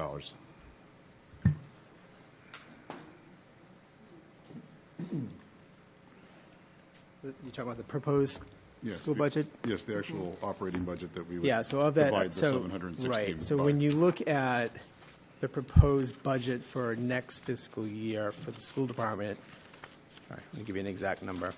It's $127,229,274 for the services to provide our kids. Chris, if somebody wanted to calculate a meaningful number, it'd probably be more appropriate to use that, since that's the actual cost of providing educational services to the Plymouth Public Schools students, correct? Certainly in comparison for us, Yeah. year to year, what we're spending to educate our kids, correct. Okay, thank you. Mr. Golden, and then I'm going to go online. Mr. Brindisi, could you come up? Could you more deeply explain the discrepancy between the 184 million and the 127 million? Well, I think Ms. Barrett explained, and she can probably explain it best, but the 127 million is just the Plymouth Public Schools. There are other schools in this that the town has to pay for. So, for example, we may have out-of-district students that go to the agricultural school, for example. We have to pay for that. We may have other students that go to other school districts and then the charter school. So the delta between the 184 and 127 represent those students that do not attend Plymouth Public Schools. Thank you. And are there students who come into our district similar to how we send kids out of district? And perhaps that's a question for you, Dr. Campbell. No, for that schools.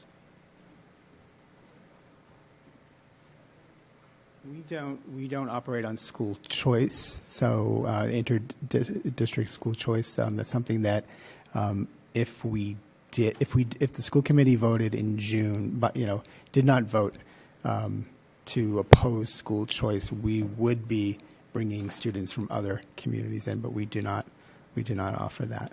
I think I heard your Yeah, assistant superintendent say it's a very few number of students. So sometimes, on occasion, there may be a student that's tuitioned in to a program to help support a program, but it's few and far between. So it's not a one-for-one situation. No, not at all. In the community. No. So the amount, I think what's frustrating most taxpayers is they see that it costs $184 million to educate the students, the people who live in Plymouth, right? Children that reside in Plymouth. And there's a lot of funny math, I think, that goes into the way that the state calculates things. Sure. So, and I think what Mr. Lawler's line of questioning was, how many students are educated by using that $184 million figure? And I think what he'd like to do is simply divide that number of people, and I don't mean to speak for you, Mr. Lawler, but I think he simply wants to divide that number of students into 184 Understood. So million. if you look at the 184 million, and you just take the 7,116 students that the Plymouth Public Schools have today, that comes out to a figure of like 25,000 plus per student. But then these dollars are $26. The dollars that they were showing earlier in their presentation from DESE are from 2022 and 2023. So with increases in costs, and then plus you have to add the number of students that go to the charter schools, because the 184 includes the tuition that we are charged for the charter schools. So I don't know what that number is. There's a lot of Plymouth kids that go to the charter schools, so you'd have to add those number of students in there too. So that per pupil will probably go down underneath 20, it'd probably be 24 something thousand. So with inflation, it seems reasonable. So, Dr. Campbell, I think what my suggestion would be is for us to have a whole picture in future iterations of this presentation. I've seen this conversation play out in prior year budget hearings just like this one. I think you got to, you do a great job inundating us with information. As you mentioned, you have many, many slides. But I think you should just game that out in anticipation of these questions, because the people who are sitting at home, they don't care about the nuances. They want to know how much it costs to educate the kids that live in this town. I totally agree with that. Having said that, the money that we're proposing, some of that, as Lynn said, is on the town side. We're not aware of that. So I'm not sure how to best address that when there's hypothetically 1,000 students that we're not educating.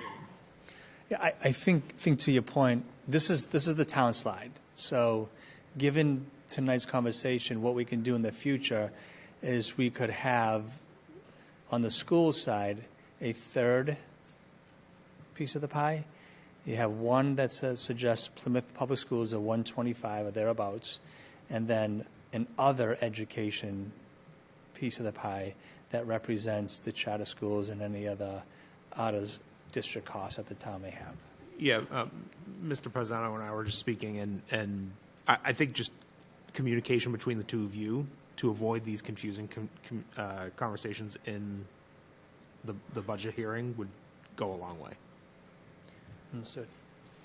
So if I'm hearing you correctly, it's the slides that are the differences in the information that the town is showing in terms of school expenses or student expenses versus what we're showing in terms of student expenses, and I understand that. So it's, I think, getting a handle on the students that don't reside in our schools and how much money is going towards those expenses and trying to find out if we can collectively determine what that difference is so that we have town expenses, Plymouth Public Schools expenses, additional student expenses so that the community can see that. Yeah, I think it would go a long way to educating the public, and I think knowing the number of students who are the 184 million encompasses both the Plymouth Public Schools and those other buckets that you described. What are the number of students who are in those other buckets? I think would be helpful for the community as well. Sure. Thank you. Understood. Mr. Lawler? Dr. Campbell. So just to get this square, back to the 184 number. That number on expense side and fringe side, that has to do with, let's stay on the fringe side. The fringe side has to do with teachers, insurance, that side of the expense side. Are you referring to the school department slides or the town slides? The town slide? Yeah. I'm going to ask the town manager or Ms. Barrett to answer that. I didn't build this slide, so I can't tell you what that says. So what was the question? I'm sorry. The fringe benefit side? The fringe. Is that within the schools? Is that attached to the teachers' fringe benefits? Yes, so the fringe includes both on town side and the school side. It includes health insurance, life insurance, dental. It includes pension, the pension assessment that's divided up between town and school retirees. It includes workers' comp. It includes any type of fringe benefit. It includes employer share of Medicare. There's a whole bunch of line items in there. Okay. It also includes health and dental and life insurance for school and town retirees. So not just the active employees, but the retirees are included in this also. And that's one number that I know DESE does not include in the per pupil is the cost of the retiree health insurance. Just for the active teachers they include. Okay. And on the expense side of this right here, let's see, school expense of 40. Oh, I see what you're doing. Okay. So the expense. So it's backwards on the chart that I have. But on the expense side, what does that encompass? For the school, it includes their expense side. So they showed earlier their different objects. They have like 6 objects. 3 of them are salaries, 3 of them are expenses. So the 3 expense objects that are in their budget are included in that expense number, plus we include the charter school assessment that comes from the state, which is over $9 million. I don't have the figure necessarily right in front of me, but it's like $9 or $10 million for that. It includes any other assessments that are on the cherry sheet that are school-related. There's one for special education. There's one for school choice, because there are students in Plymouth that go to other schools that we get charged school choice for. And there are some other expense line items included in there that are on the town side budget. For example, our property and liability insurance, that's in a town insurance line item that gets voted at town meeting, but we allocate between the town and the school for property and liability for the school buildings, for the school board liability, all of that. So there's insurance in there also.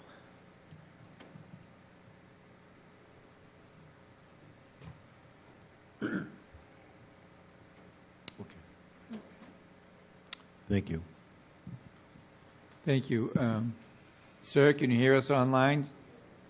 Yes, And your name for the record, please? Lorenzo Pizarro. Okay. Did you have a question for the superintendent or the town manager? I do, thank you. Okay.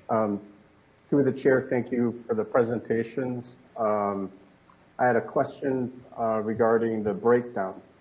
Mr. Brindisi, you mentioned that it's been this 61-39% breakdown for, and I don't want to put words in your mouth, but trying to echo back that it was this way for years. Has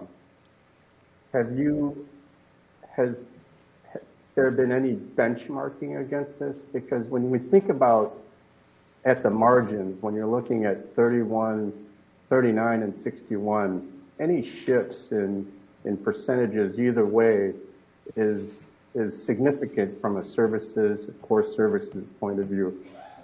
Have you benchmarked any comparable towns that do this kind of breakdown? Is this normal? Well, I can say that I haven't done any benchmarking or done an analysis of other communities. I can tell you my experience that I've worked in other communities that had similar breakdowns, not a 61-39, but more like a 65-35 split. I know town managers who have told me that their conversations with their school superintendents, that when they look at new revenues, they share the cost 50-50. So there's different models for different, my experience, but looking at this community, we all thought, looking at the trends over the last couple of years, the 61-39 split was fair and it was balanced, and I agree. There may be a time where though that number moves to the right or to the left for either side of us, and we'll have to adjust accordingly. Mm-hmm. No, thank you for your answer. Sure. No further questions. Thank you. Anyone else online? Jade? No? Bring it back. Sir? Yep. Thank you, Chair. Mr. Brindisi, I believe, and correct me if I'm wrong, when you introduced the budget, you said it was a $325 million budget. Did I get that number right? Yes. Okay, when you add up those two figures, it comes out about 20 million short. Can you explain where the difference is? Yeah, so when we budget, we look at everything. So town meeting votes a budget, but there are other items that we have to budget for. And those are the state and county cherry sheet assessments that are about $11 million, and the allowance for abatements and exemptions for taxes. That's about $1.6 million. Those get raised on the recap sheet. They get paid out of our general fund revenues. So we always have to take those into consideration when developing the budget, because if you don't, then you're spending $12 million on something else that you don't have the money for. So That's what and those items are not voted at town meeting.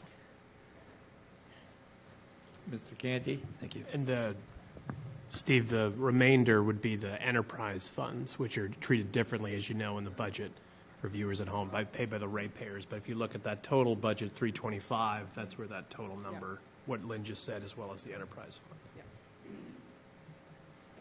Any other questions or comments? Last call. Okay, then. I'll say thank you to the FinCom for coming and joining us, and to the school committee, the superintendent, and staff. Thank you. And I'll wait for the other two boards to close out and adjourn, and then we're going to take a 5-minute recess. All right, I'll adjourn the Plymouth School Committee meeting at 8:05 p.m. Thank you. And I will adjourn the Advisory and Finance Committee meeting of January 28th, 2025 at 8:05 p.m. And we will take a 5-minute recess. Thank you.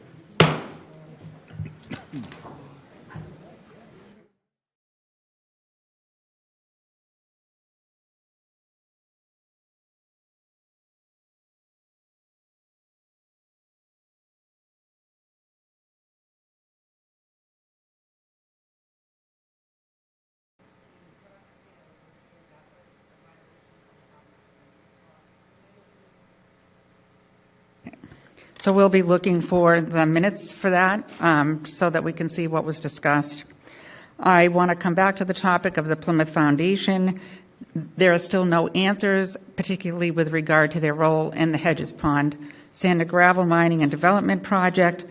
Under the state's conflict of interest law, there are 7 municipal employees who serve on that Plymouth Foundation as officers and directors, and who are therefore covered by as municipal employees covered by the conflict of interest law.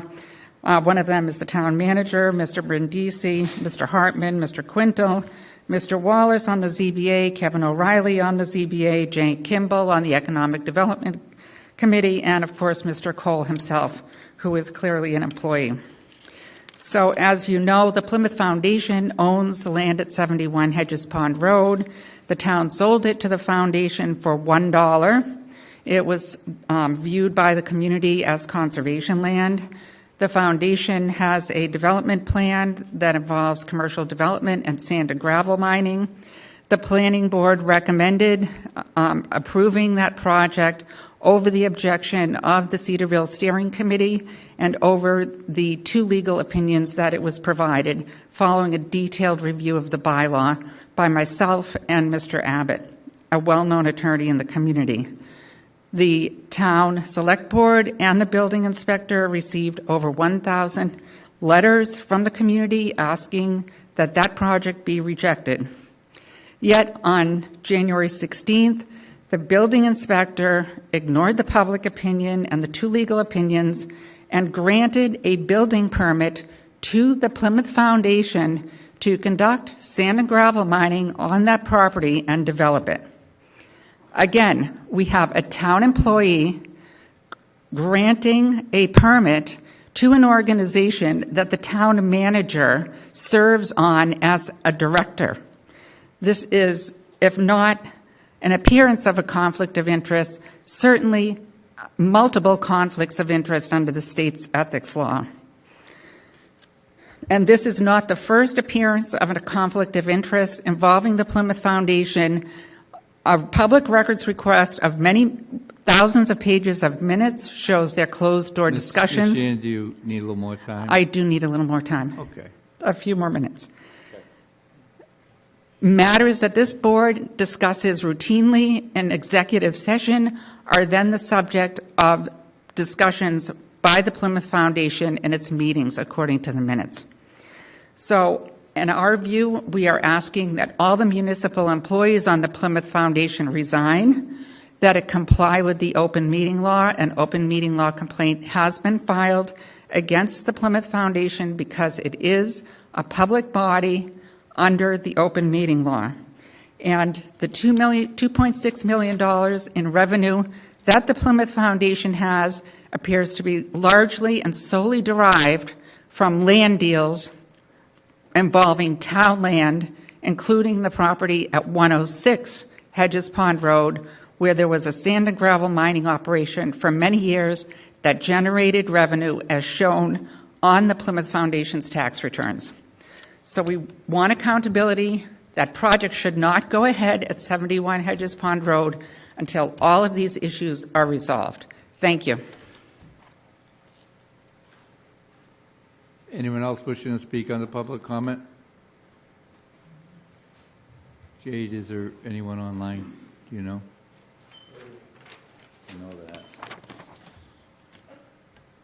Good evening.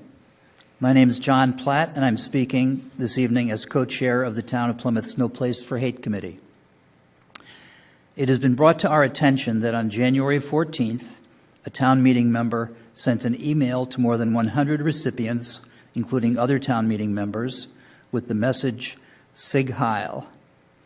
While the spelling was slightly off in the email, we conclude that the intent of this message was to use the phrase notoriously employed to praise Adolf Hitler in Germany leading up to and during World War II. We are told that this was in response to a communication of a policy enacted by the town manager.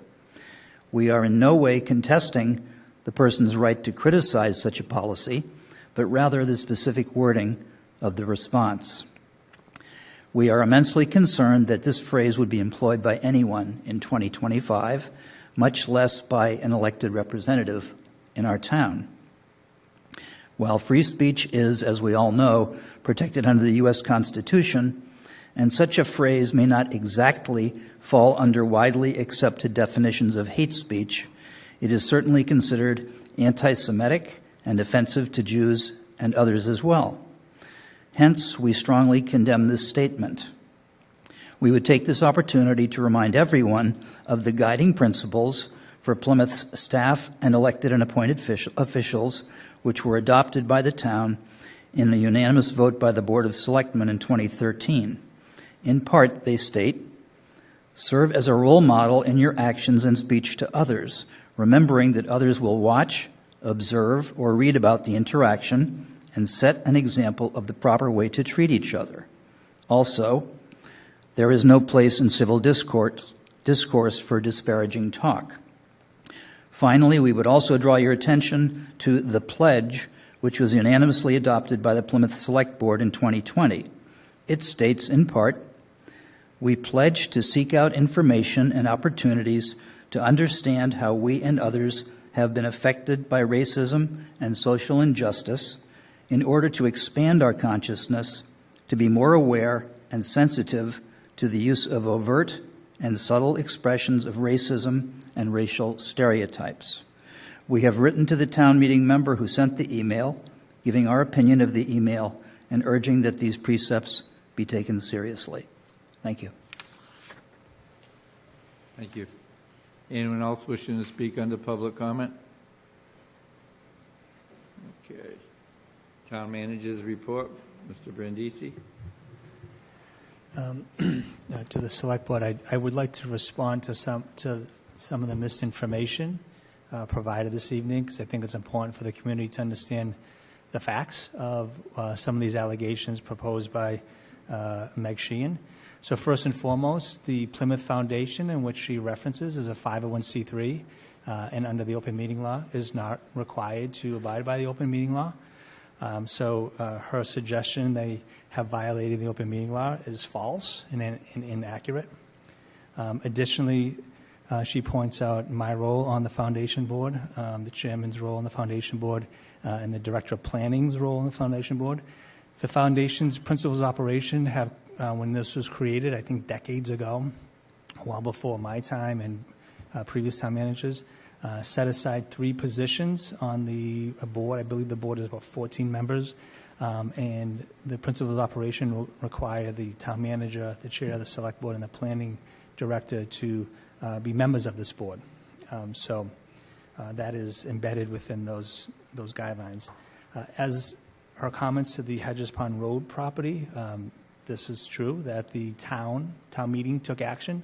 think it was about 7 or 8 years ago now, and transferred this property, I think it's approximately 50 acres on Hedges Pond Road, over to the Plymouth Foundation for the purposes of creating economic development. The only existence the foundation has is to create economic development in this community. So here we are, 7+ years later. The foundation put this property out to bid, not the town. There was a winning bidder who then proposed a project, an economic development project that will create many jobs in this community. That project went in front of the planning board. A 5-member elected planning board then approved that project.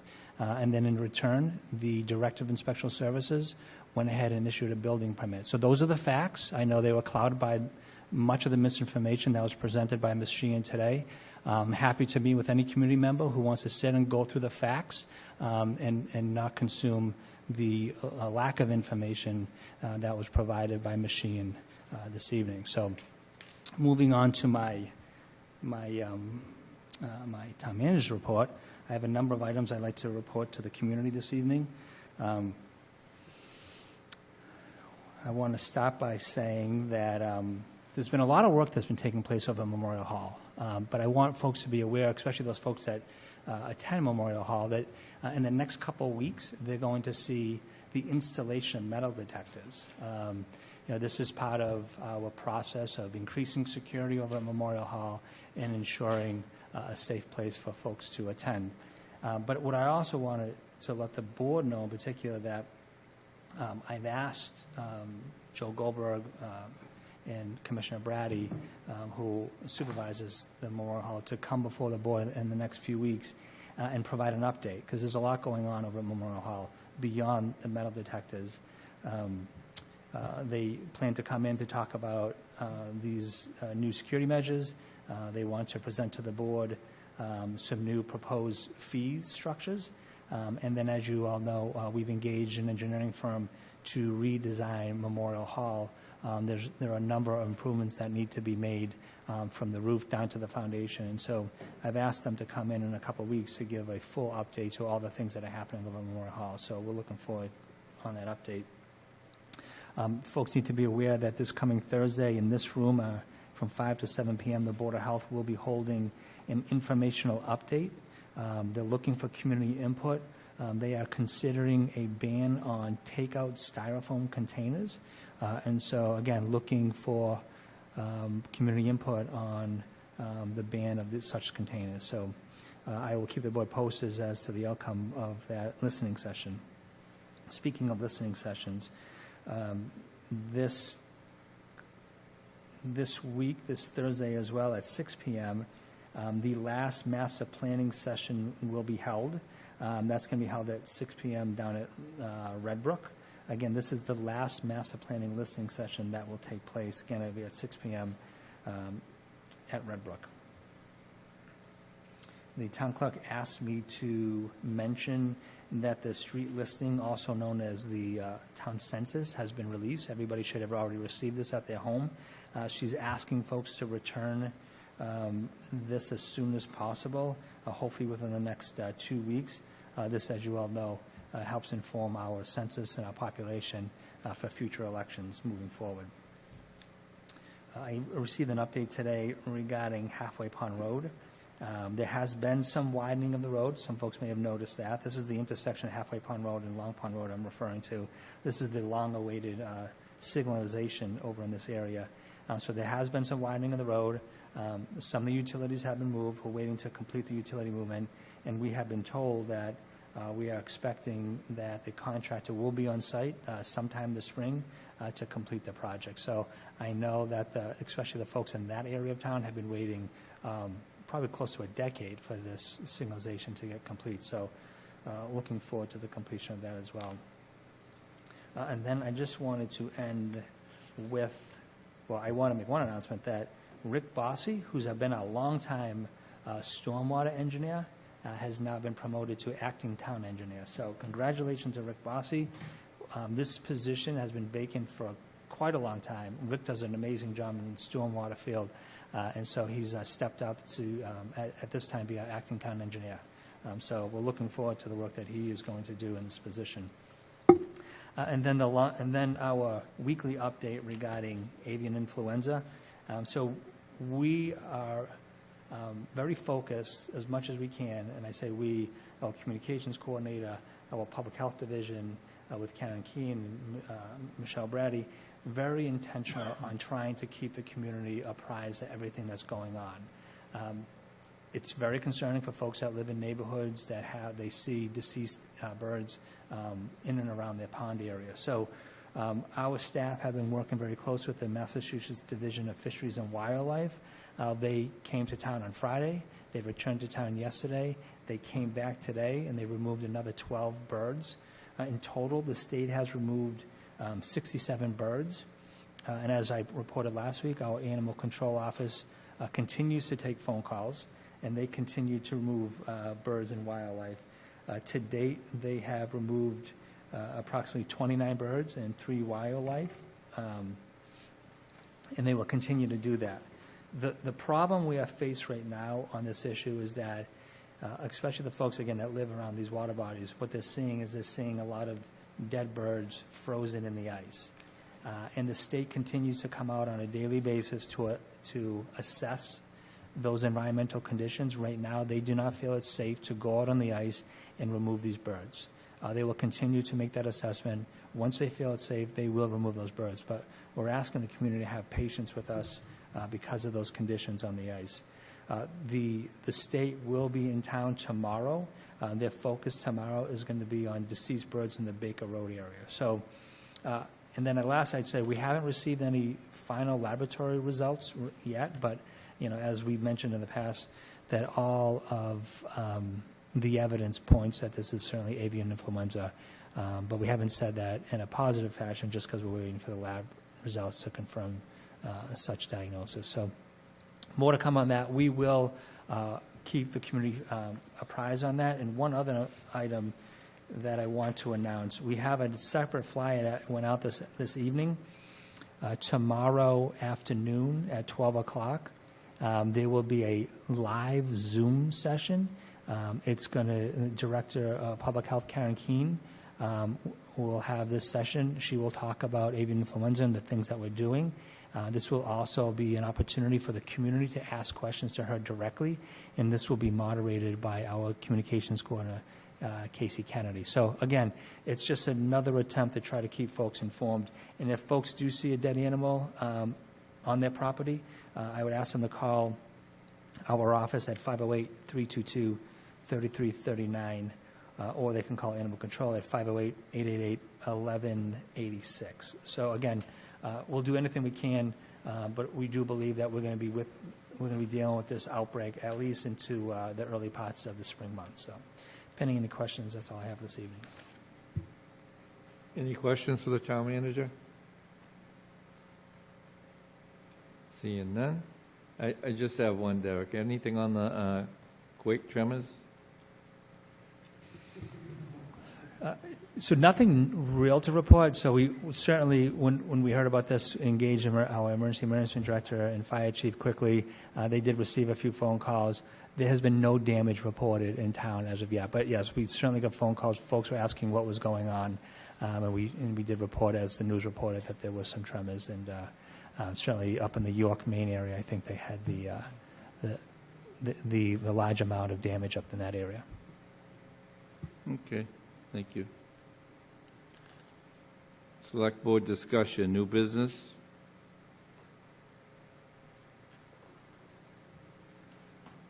Letters.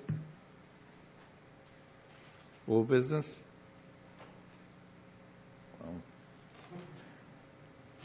Motion to adjourn. So moved. So moved. Motion by Mr. Canty, second by Mr. Golden. All those in favor? Aye. Thank you for watching. Have a good week.